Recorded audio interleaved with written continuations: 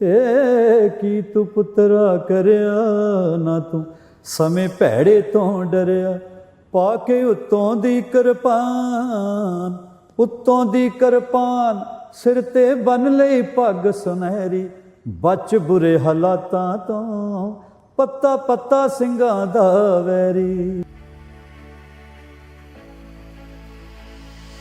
ਤੁਹਾਨੂੰ ਕਿਉਂ ਲੱਗਿਆ ਗੀਤ ਗਾਉਣਾ ਉਸ ਦੌਰ 'ਚ ਬਹੁਤ ਜ਼ਰੂਰੀ, ਜਦੋਂ ਇਹ ਸੀਗਾ ਕਿ ਹੰਸਰਾਜ ਸ਼ਾਇਦ ਨਾ ਰਹਿੰਦੇ ਦੁਨੀਆ ਦੇ ਉੱਤੇ, ਮੁਕਾਬਲੇ ਹੋ ਜਾਂਦੇ ਸੀ?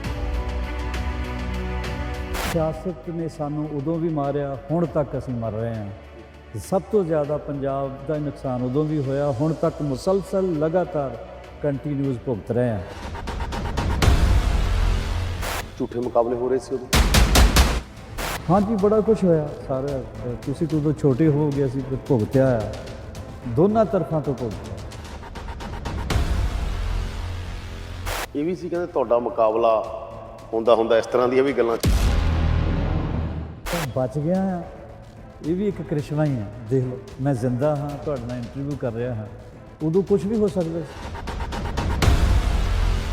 ਆਫਟਰ ਫਿਊ ਮਿੰਟਸ ਮੈਨੂੰ ਮਾਰਨ ਦੀ ਪਲੈਨਿੰਗ ਸੀਗੀ। 15 ਮਿੰਟਾਂ ਬਾਅਦ ਤੁਹਾਡਾ 10-15 ਮਿੰਟਾਂ ਬਾਅਦ ਮੈਨੂੰ ਤਾਂ ਹੋਸ਼ ਨਹੀਂ ਸੀ ਤੇ ਮੈਨੂੰ ਡਿਟੇਨ ਕੀਤਾ ਹੋਇਆ ਸੀ। ਉਦੋਂ ਤਸ਼ੱਦਦ ਹੀ ਇੰਨਾ ਹੁੰਦਾ ਸੀ। ਡਿਟੇਨ ਕੀਤਾ ਸੀ? ਕਿਵੇਂ ਕੀਤਾ ਸੀ? ਤੁਸੀਂ ਕਿਤੋਂ ਆ ਰਹੇ ਸੀ? ਦਿੱਲੀ ਪੁਲਿਸ ਨੇ ਰੱਖਿਆ ਸੀ? 1-2 ਦਿਨ, ਹਾਂਜੀ, ਉੱਥੇ ਜਿਹੜਾ ਵੀ ਸਿਸਟਮ ਹੁੰਦਾ ਲੈ ਗਿਆ ਸੀ ਮੈਨੂੰ ਪਤਾ ਲੱਗਾ ਇੱਥੋਂ, ਤੇ ਫਿਰ ਮੇਰੀ ਮਦਦ ਕੀਤੀ। ਉਦੋਂ ਮਾਈਨੋਰਿਟੀ ਕਮਿਸ਼ਨ ਦੇ ਚੇਅਰਮੈਨ ਸੀਗੇ ਸਰਦਾਰ ਬਲਵੰਤ ਸਿੰਘ ਰਾਮੂਵਾਲੀਆ। ਤੁਹਾਡੇ ਹੱਥ ਤੇ ਇੱਕ ਓਮਕਾਰ ਲਿਖਿਆ ਹੋਇਆ, ਕਦੋਂ? ਇਹ ਮੇਰੇ ਸੀਨੇ 'ਚ ਵੀ ਲਿਖਿਆ ਹੋਇਆ। ਕਦੇ ਨਿਸ਼ਾਨ ਤੁਹਾਡੇ ਸਾਹਮਣੇ ਆ ਕੇ ਖੜਾ ਹੋਇਆ, ਜਿਵੇਂ ਤੁਹਾਨੂੰ ਰਿਟੇਨ ਕਰ ਲਿਆ ਗਿਆ ਹੋਵੇ, ਉੱਥੇ ਪੁੱਛਿਆ ਗਿਆ ਵੀ ਆਹ ਕੀ ਹੈ, ਕਿਸੇ ਨੂੰ ਨਾ ਪਤਾ ਹੋਵੇ, ਜਾਂ ਇਸ ਕਰਕੇ ਤੁਹਾਨੂੰ ਟਾਰਗੇਟ ਕੀਤਾ ਗਿਆ ਹੋਵੇ? ਉਸ ਦੌਰ ਵਿੱਚ ਮੈਂ ਨਹੀਂ, ਸਾਰੇ ਰਗੜੇ ਗਏ। ਥੋੜਾ ਬਹੁਤਾ ਪ੍ਰਸ਼ਾਦ ਮੈਨੂੰ ਵੀ ਮਿਲਿਆ। ਬੀਜੇਪੀ ਨੂੰ ਲੈ ਕੇ ਬੜੇ ਖਦਸ਼ੇ ਨੇ, ਆਰਐਸਐਸ ਨੂੰ ਲੈ ਕੇ ਬੜੇ ਖਦਸ਼ੇ ਨੇ ਸਿੱਖਾਂ ਦੇ ਮਨ 'ਚ ਕਿ ਪਤਾ ਨਹੀਂ ਇਹ ਪਾਰਟੀ ਆਊਗੀ, ਆਰਐਸਐਸ ਜੀ ਮਿਨੋਰਿਟੀ ਬਾਰੇ ਠੀਕ ਨਹੀਂ ਸੋਚਦੀ, ਘੱਟ ਗਿਣਤੀਆਂ ਬਾਰੇ। ਸਿੱਖਾਂ ਲਈ ਜਿੰਨਾ ਕੰਮ ਪ੍ਰਧਾਨ ਮੰਤਰੀ ਸਾਹਿਬ ਨੇ ਕੀਤਾ, ਮੌਜੂਦਾ ਕਿਸੇ ਨੇ ਨਹੀਂ ਕੀਤਾ। ਪੀਐਮ ਨੇ ਰੈਲੀ ਕਰਨੀ ਸੀ, ਹਾਂਜੀ, ਕਿਸਾਨ ਆ ਕੇ ਫਿਰ ਬਹਿ ਗਏ ਸੜਕਾਂ ਦੇ ਉੱਤੇ, ਬਿੱਲ ਵਾਪਸ ਵੀ ਲੈ ਲਏ, ਕੁਝ ਮੰਗਾਂ ਕਿਹਾ ਸੀ ਮੰਨਾਂਗੇ, ਉਹ ਅਜੇ ਲਾਗੂ ਹੋਣੀਆਂ ਨੇ। ਕਿਸਾਨਾਂ ਨੇ ਕਿਹਾ ਕਿਉਂ ਨਹੀਂ ਲਾਗੂ ਕਰਦੇ? ਕਿਸਾਨ ਨਹੀਂ ਇਦਾਂ ਦੇ ਕੰਮ ਕਰਦੇ। ਕਿਸਾਨ ਭੋਲੇ ਭਾਲੇ ਆ ਲੋਕ ਹੈ। ਉਹ ਲੋਕ ਆਏ ਸੀ ਜਿਹੜੇ ਸਿਆਸੀ ਲੋਕਾਂ ਦੇ ਹੱਥ ਕੰਡੇ ਬਣ ਕੇ ਕੁਝੀਆਂ ਸਾਜ਼ਿਸ਼ਾਂ ਰਚਦੇ ਆ ਕਿ ਅਗਲੇ 5 ਸਾਲ ਸਾਨੂੰ ਹੁਕੂਮਤ ਮਿਲ ਜਾਏ। ਹਾਲਾਂਕਿ ਜਿਹੜੀ ਵੀ ਸਿਆਸਤ, ਜਿਨ੍ਹਾਂ ਨੇ ਸਿਆਸਤ ਕੀਤੀ ਹੈ, ਇਹ ਜਿਨ੍ਹਾਂ ਨੇ ਰੋਕਿਆ ਗਿਆ ਰੈਲੀ 'ਚ ਆਉਣ ਤੋਂ, ਉਹਨਾਂ ਨੇ ਪਤਾ ਨਹੀਂ ਕੀ ਮਤਲਬ ਅਨਾਊਂਸਮੈਂਟ ਅਹਿਮ ਕਰਨੀ ਸੀ, ਪੰਜਾਬ ਨੂੰ ਦੇਣਾ ਸੀ। ਸਾਨੂੰ ਚਾਹੀਦਾ ਸੀ ਅਸੀਂ ਉਹਨਾਂ ਦਾ ਵੈਲਕਮ ਕਰਦੇ, ਅਸੀਂ ਸੁਣਦੇ ਉਹ ਕੀ ਕਹਿੰਦੇ ਆ, ਕੀ ਅਨਾਊਂਸਮੈਂਟ। ਬਹੁਤ ਸੋਹਣੇ ਪੈਕੇਜ ਸੀਗੇ, ਬਹੁਤ ਸੋਹਣੀਆਂ ਚੀਜ਼ਾਂ ਸੀ ਜਿਹੜੀਆਂ ਜਿਹਦੇ ਤੋਂ ਅਸੀਂ ਵਾਂਝੇ ਰਹਿ ਗਏ। ਤੁਸੀਂ ਮੰਨਦੇ ਹੋ ਬੀਜੇਪੀ ਦਾ ਚਿਹਰਾ ਜਿਹੜਾ ਸੀਐਮ ਦਾ ਉਹ ਦਲਿਤ ਹੋਣਾ ਚਾਹੀਦਾ? ਕਿਸੇ ਪਾਰਟੀ ਨੇ ਅਗਰ ਚੋਣ ਸਟੰਟ ਕੀਤਾ, ਉਹ ਦਲਿਤਾਂ ਨੂੰ ਜਾਂ ਗਰੀਬਾਂ ਨੂੰ ਇੱਕ ਕਿਸਮ ਦਾ ਵਰਗਲਾਉਣਾ, ਜਾਂ ਇਹ ਕਹਿ ਲਓ ਕਿ ਕੋਈ ਲਾਲਚ ਦੇਣਾ, ਇਹ ਕਹਿ ਸਕਦੇ ਹਾਂ। ਇਹਨੂੰ ਚੋਣ ਸਟੰਟ ਹੀ ਕਹਿ ਸਕਦੇ ਹਾਂ, ਡਰਾਮਾ ਹੀ ਕਹਿ ਸਕਦੇ ਹਾਂ। ਚੰਨੀ ਦਾ ਸੀਐਮ ਬਣਨਾ ਚੋਣ ਸਟੰਟ ਹੈ, ਡਰਾਮਾ? ਬਹੁਤ ਵੱਡਾ ਡਰਾਮਾ। ਹੁਣ ਅਨਾਉਂਸ ਕਰਨਾ ਫੁੱਲ ਫਲੈਸ਼ ਚੰਨੀ ਸਾਹਿਬ ਨੂੰ, ਤਾਂ ਨਜ਼ਾਰਾ ਆ ਜਾਏ। ਜੇ ਕਰਦੇ ਨੇ ਫਿਰ ਤੁਸੀਂ ਸਪੋਰਟ ਕਰੋਗੇ? ਇਹ ਤਾਂ ਇੱਕ ਕਿਸਮ ਦਾ ਇੱਕ ਸੁਣਛਣਾ ਜਿਹਾ ਸਾਨੂੰ ਦੇ ਦਿੱਤਾ, ਐਵੇਂ ਯੂਜ਼ ਐਂਡ ਥਰੂ ਵਾਲੀ ਗੱਲ ਹੈ। ਤੇ ਕਾਂਗਰਸ 'ਚ ਮੰਗ ਸੀ ਸੀਐਮ ਚੰਨੀ ਬਣ ਗਏ, ਤੁਸੀਂ ਮੰਗ ਕਰਦੇ ਹੋ ਬੀਜੇਪੀ ਦਾ ਵੀ ਚਿਹਰਾ ਸੀਐਮ ਦਲਿਤ ਹੋਵੇ? ਬੀਜੇਪੀ 'ਚ ਮਿਹਨਤੀ ਬੰਦਾ ਹੋਵੇ ਤੇ ਬਣਾ ਹੀ ਦਿੰਦੇ ਆ, ਲੜਦੇ ਨਹੀਂ ਆਪਸ ਵਿੱਚ।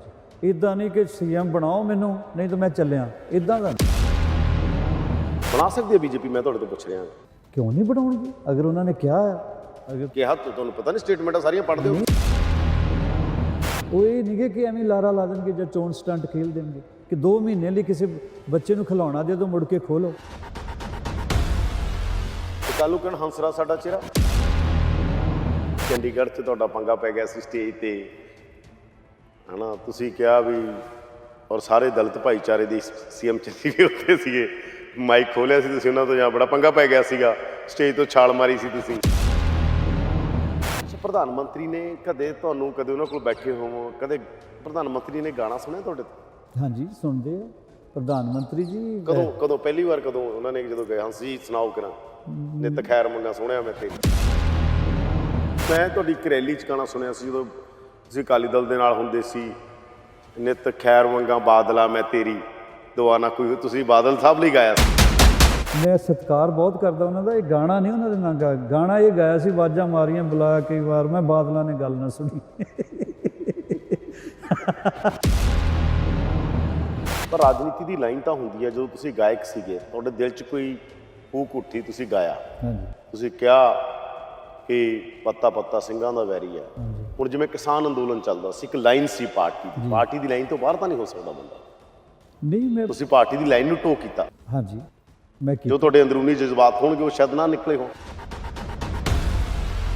ਬਚ ਬੁਰੇ ਹਾਲਾਤਾਂ ਤੋਂ ਪੱਤਾ ਪੱਤਾ ਸਿੰਘਾਂ ਦਾ ਵੈਰੀ ਲਿਖਣ ਵਾਲਾ ਕਿਸਾਨ ਅੰਦੋਲਨ ਤੇ ਕਿਉਂ ਨਹੀਂ ਬੋਲ ਰਿਹਾ? 2 ਸਾਲ ਨਹੀਂ ਬੋਲਿਆ। ਮੈਨੂੰ ਪਤਾ ਸੀ ਸਿਆਸਤ ਦੀ ਲੈਂਗੁਏਜ ਮੈਨੂੰ ਨਹੀਂ ਆਉਂਦੀ। ਫਿਰ ਨਾਰਾਜ਼ਗੀ ਇੱਥੋਂ ਤੱਕ ਦੇਖਣ ਨੂੰ ਮਿਲੀ, ਤੁਹਾਡੇ ਘਰ ਦੇ ਬਾਹਰ ਆ ਕੇ ਬੈਠ ਗਏ ਕਿਸਾਨ। ਔਰ ਮੈਂ ਤੈਨੂੰ ਉਦੋਂ ਇਹ ਕਿਹਾ ਸੀ, ਮੈਂ ਕਿ ਮੇਰਾ ਘਰ ਘੇਰਨਾ ਵੀ ਬਣਦਾ, ਮੈਨੂੰ ਕੋਈ ਜਿੰਦਾਬਾਦ ਤਾਂ ਨਹੀਂ ਮੁਰਦਾਬਾਦ ਵੀ ਕਹਿ ਦਿਓ, ਕੋਈ ਗੱਲ ਨਹੀਂ। ਉਹਦਾ ਗਾਲੀ ਗਲੋਚ ਜਾਂ ਜਿਹੜੀ ਸ਼ਬਦਾਵਲੀ ਆ ਉਹ ਠੀਕ ਰੱਖੀ ਆ। ਉਹ ਵਰਤਨ ਤੋਂ ਪਹਿਲਾਂ ਇਹ ਜ਼ਰੂਰ ਸੋਚੋ ਕਿ ਅਸੀਂ ਕਿਹਨਾਂ ਗੁਰੂਆਂ ਨੂੰ ਮੰਨਣ ਵਾਲੇ ਹਾਂ। ਉੱਥੇ ਸ਼ਹਾਦਤ ਹੋਈ ਹੈ ਕਿਸਾਨਾਂ ਦੀ, ਲਗਭਗ 800 ਕਿਸਾਨਾਂ ਦੀ।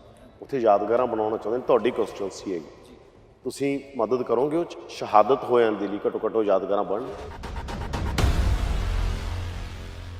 ਪ੍ਰੋ ਪੰਜਾਬ ਟੀਵੀ ਤੇ ਤੁਹਾਡਾ ਸਵਾਗਤ ਹੈ। ਮੈਂ ਹਾਂ ਯਾਦਵਿੰਦਰ ਸਿੰਘ।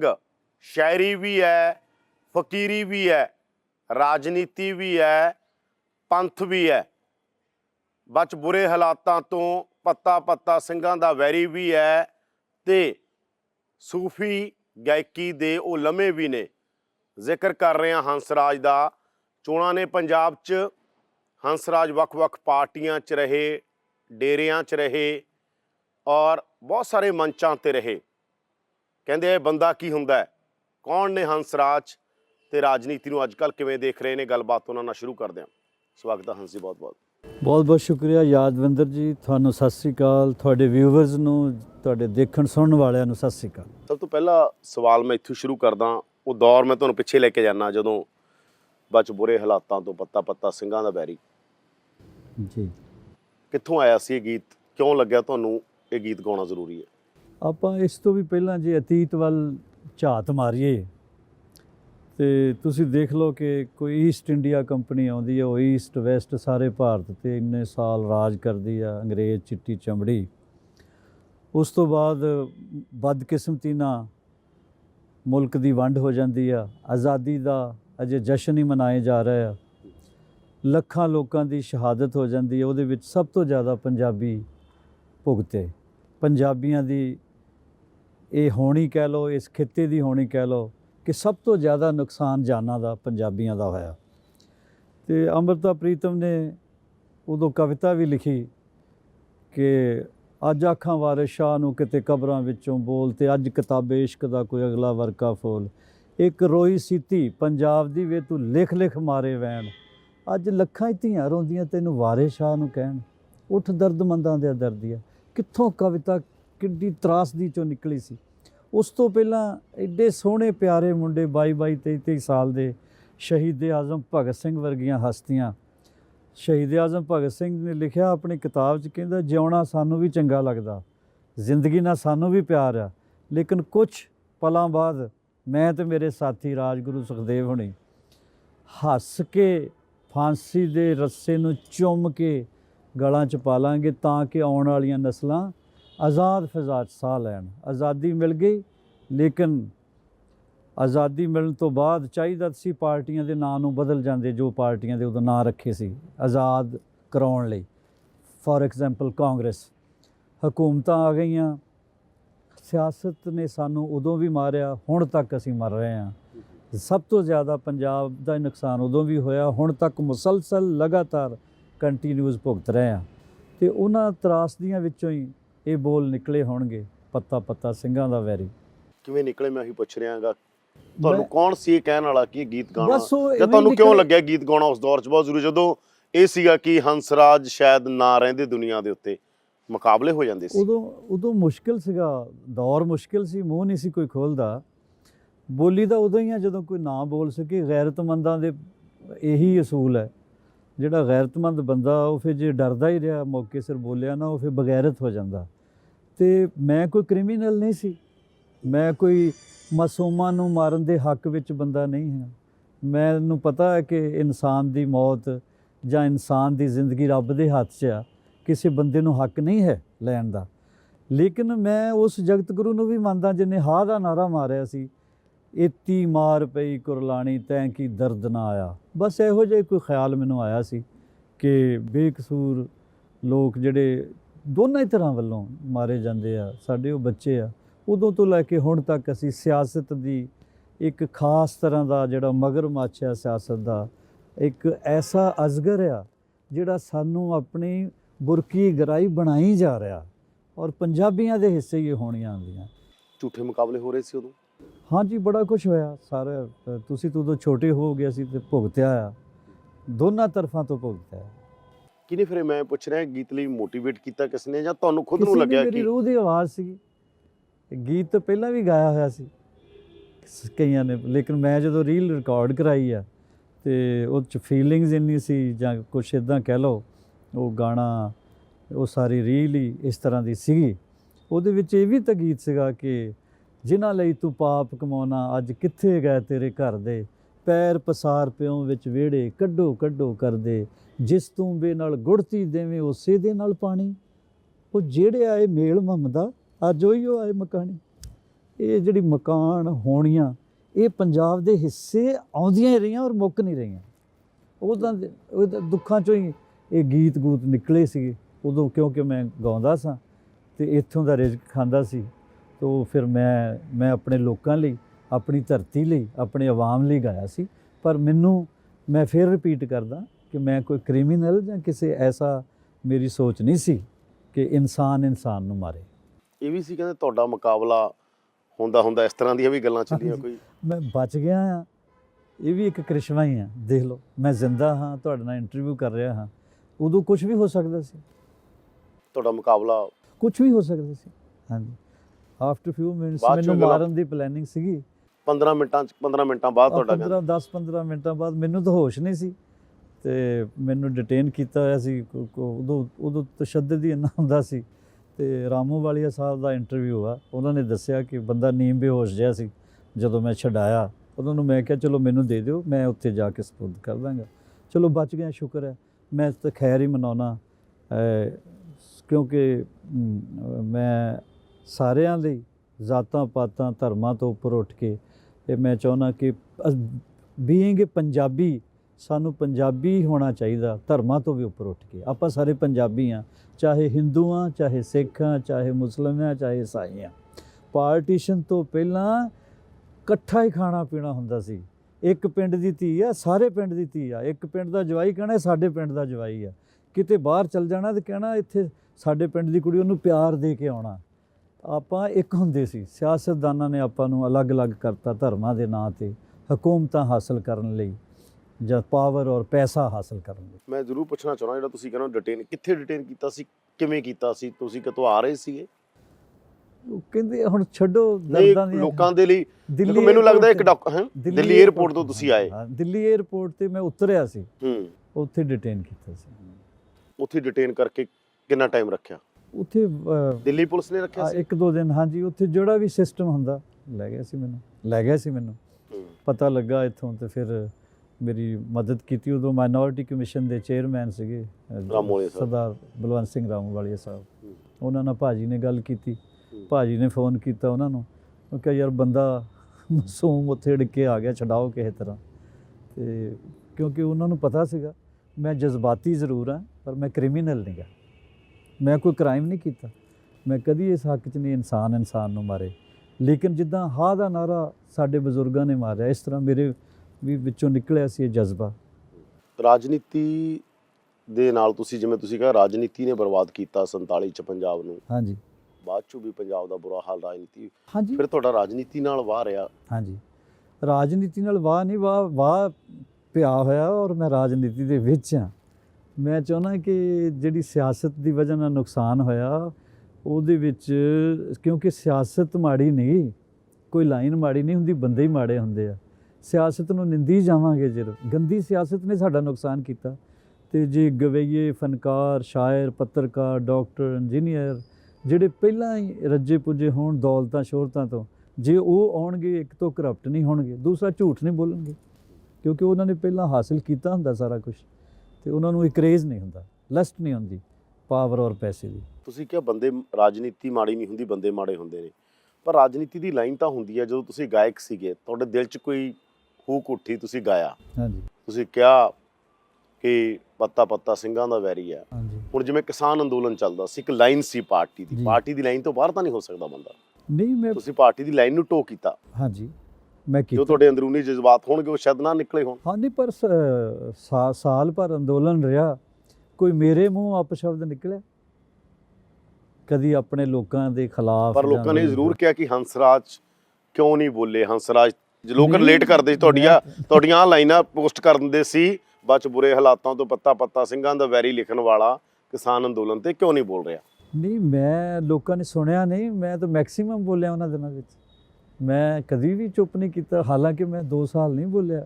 ਮੈਨੂੰ ਪਤਾ ਸੀ ਸਿਆਸਤ ਦੀ ਲੈਂਗੁਏਜ ਮੈਨੂੰ ਨਹੀਂ ਆਉਂਦੀ, ਲੇਕਿਨ ਅੰਦੋਲਨ ਵਿੱਚ ਤਾਂ ਬਹੁਤ ਬੋਲਿਆ ਮੈਂ। ਤੁਸੀਂ ਆਪਣੇ ਤਰੀਕੇ ਨਾਲ ਬੋਲੇ ਵੀ ਮਸਲਾ ਹੱਲ ਹੋਣਾ ਚਾਹੀਦਾ। ਲੋਕਾਂ ਨੂੰ ਲੱਗਿਆ ਤੁਹਾਨੂੰ ਕਿਸਾਨਾਂ ਨਾਲ ਖੜੇ ਹੋ ਜਾਣਾ ਚਾਹੀਦਾ, ਆ ਕੇ ਤੁਸੀਂ। ਨਹੀਂ, ਕਿਸਾਨਾਂ ਨਾਲ ਖੜੇ ਹੀ ਆ। ਜਦ ਮੈਂ ਵਾਈਂਡ ਅਪ ਕਰਾਉਣ ਲਈ ਇੱਥੇ ਆ ਗਿਆ ਸੀ, ਅਜੇ ਦਿੱਲੀ ਵੀ ਨਹੀਂ ਸੀ। ਫਿਰ ਤੁਹਾਡਾ ਉਰੇ ਵਿਰੋਧ ਤੁਹਾਡੇ ਘਰ ਸਾਹਮਣੇ। ਦਿੱਲੀ ਕਿਸਾਨ ਅਜੇ ਗਏ ਹੀ ਨਹੀਂ ਸੀ, ਇੱਥੇ ਹੀ ਸੀ ਅਜੇ। ਜਦੋਂ ਮੈਂ ਕੋਸ਼ਿਸ਼ ਕੀਤੀਆਂ ਤੁਸੀਂ, ਟੀਵੀ 'ਚ ਸੁਣਿਆ ਸੀ ਕਿ ਉੱਥੇ ਕੋਈ ਮਿਲਦਾ ਨਹੀਂ, ਮੈਂ ਕਿਹਾ ਮੇਰੇ ਨਾਲ ਚੱਲੋ। ਹਾਂ, ਤੁਸੀਂ ਮੈਂ ਮਿਲਾ ਕੇ ਲਿਆਉਣਾ ਪ੍ਰਧਾਨ ਮੰਤਰੀ ਸਾਹਿਬ ਨੂੰ। ਤੇ ਫਿਰ ਇੱਕ ਵਾਰੀ ਨਹੀਂ, 1000 ਵਾਰ ਕੋਸ਼ਿਸ਼ਾਂ ਕੀਤੀਆਂ। ਫਿਰ ਨਾਰਾਜ਼ਗੀ ਇੱਥੋਂ ਤੱਕ ਦੇਖਣ ਨੂੰ ਮਿਲੀ, ਤੁਹਾਡੇ ਘਰ ਦੇ ਬਾਹਰ ਆ ਕੇ ਬੈਠ ਗਏ ਕਿਸਾਨ। ਹਾਂ ਨਹੀਂ, ਉਹ ਰੂਟੀਨ 'ਚ ਉਹਨਾਂ ਨੇ ਕਿਉਂਕਿ ਮੈਂ ਇਸ ਪਾਰਟੀ ਦਾ ਕਾਰਕੁਨ ਹੈ ਤੇ ਬੀਜੇਪੀ ਦਾ, ਤੇ ਉਹਨਾਂ ਨੇ ਇਸ ਤਰ੍ਹਾਂ ਮੇਰੇ ਨਾਲ ਵੈਰ ਵਿਰੋਧ ਨਹੀਂ ਸੀ, ਉਹ ਸਾਰੇ ਪਾਰਟੀ ਦੇ ਬੰਦਿਆਂ ਦੇ ਬਹਿੰਦੇ ਸੀ। ਔਰ ਮੈਂ ਤੁਹਾਨੂੰ ਉਦੋਂ ਇਹ ਕਿਹਾ ਸੀਗਾ, ਮੈਂ ਕਿਹਾ ਮੇਰਾ ਘਰ ਘੇਰਨਾ ਵੀ ਬਣਦਾ, ਮੈਨੂੰ ਕੋਈ ਜਿੰਦਾਬਾਦ ਤਾਂ ਨਹੀਂ, ਮੁਰਦਾਬਾਦ ਵੀ ਕਹਿ ਦਿਓ, ਕੋਈ ਗੱਲ ਨਹੀਂ। ਉਹਦਾ ਗਾਲੀ ਗਲੋਚ ਜਾਂ ਜਿਹੜੀ ਸ਼ਬਦਾਵਲੀ ਆ, ਉਹ ਠੀਕ ਰੱਖੀ ਆ। ਉਹ ਵਰਤਨ ਤੋਂ ਪਹਿਲਾਂ ਇਹ ਜ਼ਰੂਰ ਸੋਚੋ ਕਿ ਅਸੀਂ ਕਿਹਨਾਂ ਗੁਰੂਆਂ ਨੂੰ ਮੰਨਣ ਵਾਲੇ ਹਾਂ, ਜਾਂ ਫਿਰ ਅਸੀਂ ਉਹਨਾਂ ਦਾ ਨਾਂ ਨਾ ਲਈਏ। ਅਸੀਂ ਉਹਨਾਂ ਨੂੰ ਮੰਨਦੇ ਜਿਨ੍ਹਾਂ ਨੇ ਨਿਮਰਤਾ ਦਾ ਪਾਠ ਸਾਨੂੰ ਪੜ੍ਹਾਇਆ। ਤੁਹਾਡੇ ਹੱਥ ਤੇ ਇੱਕ ਓਮਕਾਰ ਲਿਖਿਆ ਹੋਇਆ, ਕਦੋਂ? ਇਹ ਮੇਰੇ ਸੀਨੇ 'ਚ ਵੀ ਲਿਖਿਆ ਹੋਇਆ। ਕਦੋਂ ਬਚਪਨ 'ਚ ਹੀ ਗਿਆ ਸੀ ਮੇਲਾ ਦੇਖਣ, ਸ਼ਫੀਪੁਰ ਦੇ ਨਾਲ ਅਸੀਂ ਤੁਰ ਕੇ ਉਦੋਂ ਜਾਂਦੇ ਹੁੰਦੇ ਸੀ, ਪਿੰਡਾਂ ਵਿੱਚ ਦੀ ਚੱਲ ਜਾਣਾ। ਉੱਥੇ ਕਿਤੇ ਕਣਕ ਬੀਜੀ, ਕਿਤੇ ਛੋਲੀਆਂ ਬੀਜਿਆ ਹੁੰਦਾ ਸੀ, ਉੱਥੇ ਡੱਡੇ ਡੁੱਲੇ ਜਿਹੇ ਭੰਨ ਕੇ ਪੱਟ ਕੇ ਖਾ ਖੂ ਲੈਣੇ, ਜਾਂ ਕਿਤੇ ਮੂੰਗਫਲੀ ਦੇ ਲਾਂਘੇ ਸੁੱਕੇ ਹੋਣਾ, ਉਹ ਹੋਲਾਂ ਭੁੰਨ ਕੇ ਖਾ ਲੈਣੇ। ਮੇਲਾ ਵੇਖਣ ਗਏ ਸੀ, ਬਾਬੇ ਝੰਡੇ ਦਾ ਮੇਲਾ ਨਾਲ ਹੀ, ਉੱਥੇ ਬਚਪਨ 'ਚ ਹੀ ਇਹ ਪਵਾਇਆ ਸੀ। ਕਦੇ ਨਿਸ਼ਾਨ ਤੁਹਾਡੇ ਸਾਹਮਣੇ ਆ ਕੇ ਖੜਾ ਹੋਇਆ, ਜਿਵੇਂ ਤੁਹਾਨੂੰ ਰਿਟੇਨ ਕਰ ਲਿਆ ਗਿਆ ਹੋਵੇ, ਉੱਥੇ ਪੁੱਛਿਆ ਗਿਆ ਵੀ ਆਹ ਕੀ ਆ, ਕਿਸੇ ਨੂੰ ਨਾ ਪਤਾ ਹੋਵੇ, ਜਾਂ ਇਸ ਕਰਕੇ ਤੁਹਾਨੂੰ ਟਾਰਗੇਟ ਕੀਤਾ ਗਿਆ ਹੋਵੇ? ਪੁੱਛਦੇ, ਹਾਂਜੀ ਪੁੱਛਦੇ। ਨਿਸ਼ਾਨ ਤਾਂ ਦੇਖਦੇ ਹੀ ਆ।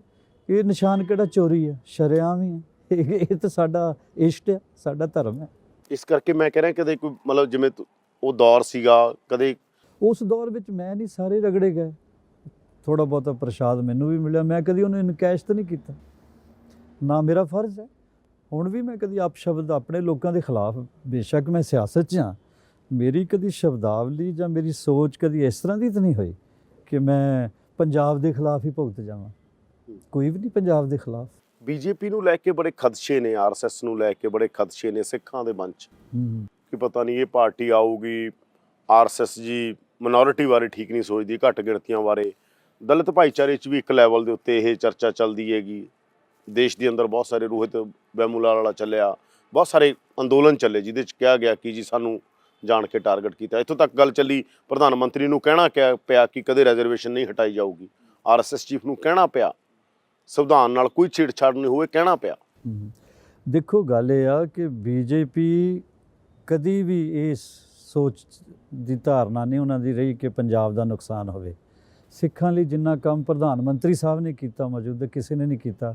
ਕਾਲੀ ਸੂਚੀ ਹਟਾਈ ਉਹਨਾਂ ਨੇ, ਮਹਾਰਾਜ ਦਾ ਗੁਰਪੁਰਬ ਉੱਥੇ ਜਿਹੜਾ ਪਟਨਾ ਸਾਹਿਬ ਜਿਹੜਾ ਮਨਾਇਆ ਸੀ, ਉੱਦਾਂ ਦੀ ਸਟੇਜ ਹੀ ਨਹੀਂ ਆਪਾਂ ਦੇਖੀ ਹੋਏਗੀ। ਕਰਤਾਰਪੁਰ ਸਾਹਿਬ ਦਾ ਜਦੋਂ ਲਾਂਘਾ ਬਣਿਆ, ਜਦੋਂ ਮੈਂ ਵਿੱਚ ਬੈਠ ਕੇ ਜਿਹੜੀ ਚੀਜ਼ ਦੇਖੀ ਆ, ਇੱਕ ਇੱਕ ਚੀਜ਼ ਖੁਦ ਚੈੱਕ ਕਰਦੇ ਸੀ ਕਿ ਕਿਸ ਇੰਟਰਨੈਸ਼ਨਲ ਲੈਵਲ ਦਾ ਇਹ ਬਣਨਾ ਚਾਹੀਦਾ। ਔਰ ਤੁਸੀਂ ਦੇਖਿਆ ਕਿ ਆ ਕੇ ਨੰਗੇ ਪੈਰੀ ਫਿਰੇ ਆ, ਦਸਤਾਰ ਸਜਾਈ ਆ, ਥੱਲੇ ਬੈਠ ਕੇ ਲੰਗਰ ਵੀ ਖਾਧਾ, ਔਰ ਹਮੇਸ਼ਾ ਉਹ ਗੁਰੂਆਂ ਦੀ ਗੱਲ ਕਰਦੇ ਆ। ਉਹਨਾਂ ਨੇ ਪੰਜਾਬ ਲਈ ਕਦੀ ਬੁਰਾ ਨਹੀਂ ਸੋਚਿਆ, ਨਾ ਬੀਜੇਪੀ ਨੇ ਸੋਚਿਆ। ਐਵੇਂ ਆਪਾਂ ਆਪਣੇ ਆਪ ਨੂੰ ਇਨਸਿਕਿਉਰ ਜਾਂ ਨਾ ਸਮਝਿਆ ਕਰੀਏ। ਕੀ ਮੈਂ ਇਹੀ ਕਹਿੰਦਾ, ਕੀ ਕਾਰਨ ਆ? ਤੁਸੀਂ ਵੀ ਪੰਜਾਬ 'ਚ ਰਹਿੰਦੇ ਹੋ, ਹੁਣ ਪੀਐਮ ਨੇ ਨਹੀਂ, ਰੈਲੀ ਕਰਨੀ, ਪੀਐਮ ਨੇ ਰੈਲੀ ਕਰਨੀ ਸੀ, ਹਾਂਜੀ ਕਿਸਾਨ ਆ ਕੇ ਫਿਰ ਬਹਿ ਗਏ ਸੜਕਾਂ ਦੇ ਉੱਤੇ, ਬਿੱਲ ਵਾਪਸ ਵੀ ਲੈ ਲਏ, ਕੁਝ ਮੰਗਾਂ ਕਿਹਾ ਸੀ ਮੰਨਾਂਗੇ, ਉਹ ਅਜੇ ਲਾਗੂ ਹੋਣੀਆਂ ਨੇ। ਕਿਸਾਨਾਂ ਨੇ ਕਿਹਾ ਕਿਉਂ ਨਹੀਂ ਲਾਗੂ ਕਰਦੇ ਜਿਹੜਾ ਸਾਨੂੰ ਭਰੋਸਾ ਦੇ ਕੇ ਭੇਜਿਆ। ਨਹੀਂ, ਕਿਸਾਨ ਤਾਂ ਨਹੀਂ ਆਉਂਦੇ, ਕਿਸਾਨ ਨਹੀਂ ਇਦਾਂ ਦੇ ਕੰਮ ਕਰਦੇ। ਕੌਣ ਸੀ ਉਹ? ਕਿਸਾਨ ਭੋਲੇ ਭਾਲੇ ਆ ਲੋਕ ਹੈ। ਉਹ ਲੋਕ ਆਏ ਸੀ ਜਿਹੜੇ ਸਿਆਸੀ ਲੋਕਾਂ ਦੇ ਹੱਥ ਕੰਡੇ ਬਣ ਕੇ ਕੁਝ ਹੀ ਸਾਜ਼ਿਸ਼ਾਂ ਰਚਦੇ ਆ ਕਿ ਅਗਲੇ 5 ਸਾਲ ਸਾਨੂੰ ਹਕੂਮਤ ਮਿਲ ਜਾਏ। ਹਾਲਾਂਕਿ ਜਿਹੜੇ ਵੀ ਜਿਨ੍ਹਾਂ ਨੇ ਸਿਆਸਤ ਕੀਤੀ ਹੈ, ਇਹ ਜਿਨ੍ਹਾਂ ਨੇ ਰੋਕਿਆ ਗਿਆ ਰੈਲੀ 'ਚ ਆਉਣ ਤੋਂ, ਬੱਚਿਆਂ ਨੂੰ ਵੀ ਨਹੀਂ ਬਖਸ਼ਿਆ, ਲੇਡੀਜ਼ ਨੂੰ ਵੀ। ਹੁਣ ਤਾਂ ਵੀਡੀਓ ਵਾਇਰਲ ਹੋ ਗਈਆਂ, ਤੇ ਉਹ ਕਿਸਾਨਾਂ ਨੇ ਨਹੀਂ ਰੋਕਿਆ। ਕਿ ਲੋਕ ਜਿਹੜੇ ਕੁਝ ਹੁੰਦਾ ਨਾ ਸਿਆਸੀ ਤੌਰ 'ਤੇ ਕੁੱਤਾ ਫਸਿਆ ਹੁੰਦਾ ਬਚਪਨ ਤੋਂ ਹੀ, ਮੈਂ MLA ਬਣਨਾ, ਕਿਸੇ ਨੇ ਮੁੱਖ ਮੰਤਰੀ ਬਣਨਾ। ਅੱਜ ਕੱਲ੍ਹ ਮੁੱਖ ਮੰਤਰੀ ਤੋਂ ਘੱਟ ਖੈਰ ਕੋਈ ਗੱਲ ਹੀ ਨਹੀਂ ਕਰਦਾ, ਘੱਟੋ ਘੱਟ ਮੁੱਖ ਮੰਤਰੀ ਬਣਨਾ ਚਾਹੁੰਦੇ ਸਾਰੇ। ਤੋ ਇੱਦਾਂ ਦੇ ਕੁਝ ਲੋਕ ਆ ਜਿਨ੍ਹਾਂ ਨੇ ਰੁਕਾਵਟਾਂ ਕੀਤੀਆਂ, ਲੇਕਿਨ ਇਹ ਸਾਡੇ ਲਈ ਸ਼ੇਮਫੁਲ ਆ। ਪ੍ਰਧਾਨ ਮੰਤਰੀ ਇਕੱਲਾ ਇੱਕ ਜਗ੍ਹਾ ਦਾ ਨਹੀਂ ਹੁੰਦਾ, ਪੂਰੇ ਦੇਸ਼ ਦਾ ਹੁੰਦਾ ਆ। ਔਰ ਸਾਡਾ ਫਰਜ਼ ਬਣਦਾ ਸੀ, ਉਹਨਾਂ ਨੇ ਪਤਾ ਨਹੀਂ ਕੀ ਮਤਲਬ ਅਨਾਉਂਸਮੈਂਟ ਅਹਿਮ ਕਰਨੀ ਅਸੀਂ ਪੰਜਾਬ ਨੂੰ ਦੇਣਾ ਸੀ। ਸਾਨੂੰ ਚਾਹੀਦਾ ਸੀ ਅਸੀਂ ਉਹਨਾਂ ਦਾ ਵੈਲਕਮ ਕਰਦੇ, ਅਸੀਂ ਸੁਣਦੇ ਉਹ ਕੀ ਕਹਿੰਦੇ ਆ, ਕੀ ਅਨਾਉਂਸਮੈਂਟ। ਬਹੁਤ ਸੋਹਣੇ ਪੈਕੇਜ ਸੀਗੇ, ਬਹੁਤ ਸੋਹਣੀਆਂ ਚੀਜ਼ਾਂ ਸੀ ਜਿਹੜੀਆਂ ਜਿਹਦੇ ਤੋਂ ਅਸੀਂ ਵਾਂਝੇ ਰਹਿ ਗਏ ਹਾਂ। ਉਹ ਕੁਝੀਆਂ ਸਾਜ਼ਿਸ਼ਾਂ ਦੇ ਉਹਦੇ 'ਤੇ ਚੜ੍ਹ ਗਿਆ। ਲੋਕਤੰਤਰ 'ਚ ਕਿਹਾ ਜਾਂਦਾ ਕਿ ਰੀਪ੍ਰੈਜ਼ੈਂਟੇਸ਼ਨ ਜਿੰਨੀ ਜਿਹਦੀ ਗਿਣਤੀ ਓਨੀ ਉਹਦੀ ਹਿੱਸੇਦਾਰੀ। ਹਾਂਜੀ, ਪਹਿਲੀ ਵਾਰ ਪੰਜਾਬ 'ਚ ਦਲਿਤ ਚੀਫ ਮਿਨਿਸਟਰ ਬਣੇ, ਔਰ ਜੀ। ਕਿਹਾ ਜਾਂਦਾ ਸਭ ਤੋਂ ਵੱਡੀ ਆਬਾਦੀ 34% ਦੇ ਨੇੜੇ ਆਬਾਦੀ ਆ। ਜੀ ਬੀਜੇਪੀ ਨੇ ਜਦੋਂ ਤੱਕ ਸੀਐਮ ਚੰਨੀ ਐਲਾਨ ਨਹੀਂ ਹੋਏ ਸੀ, ਬੀਜੇਪੀ ਨੇ ਇਹ ਗੱਲ ਸਭ ਤੋਂ ਪਹਿਲਾਂ ਛੇੜੀ ਸੀ ਪੰਜਾਬ 'ਚ, ਜੀ ਕਿ ਜਦੋਂ ਅਕਾਲੀ ਦਲ ਨੇ ਕਿਹਾ ਡਿਪਟੀ ਸੀਐਮ ਦਲਿਤ ਹੋਏਗਾ ਸਾਡਾ, ਜੀ ਤਾਂ ਬੀਜੇਪੀ ਨੇ ਕਿਹਾ ਸੀਐਮ ਕਿਉਂ ਨਹੀਂ। ਜੀ।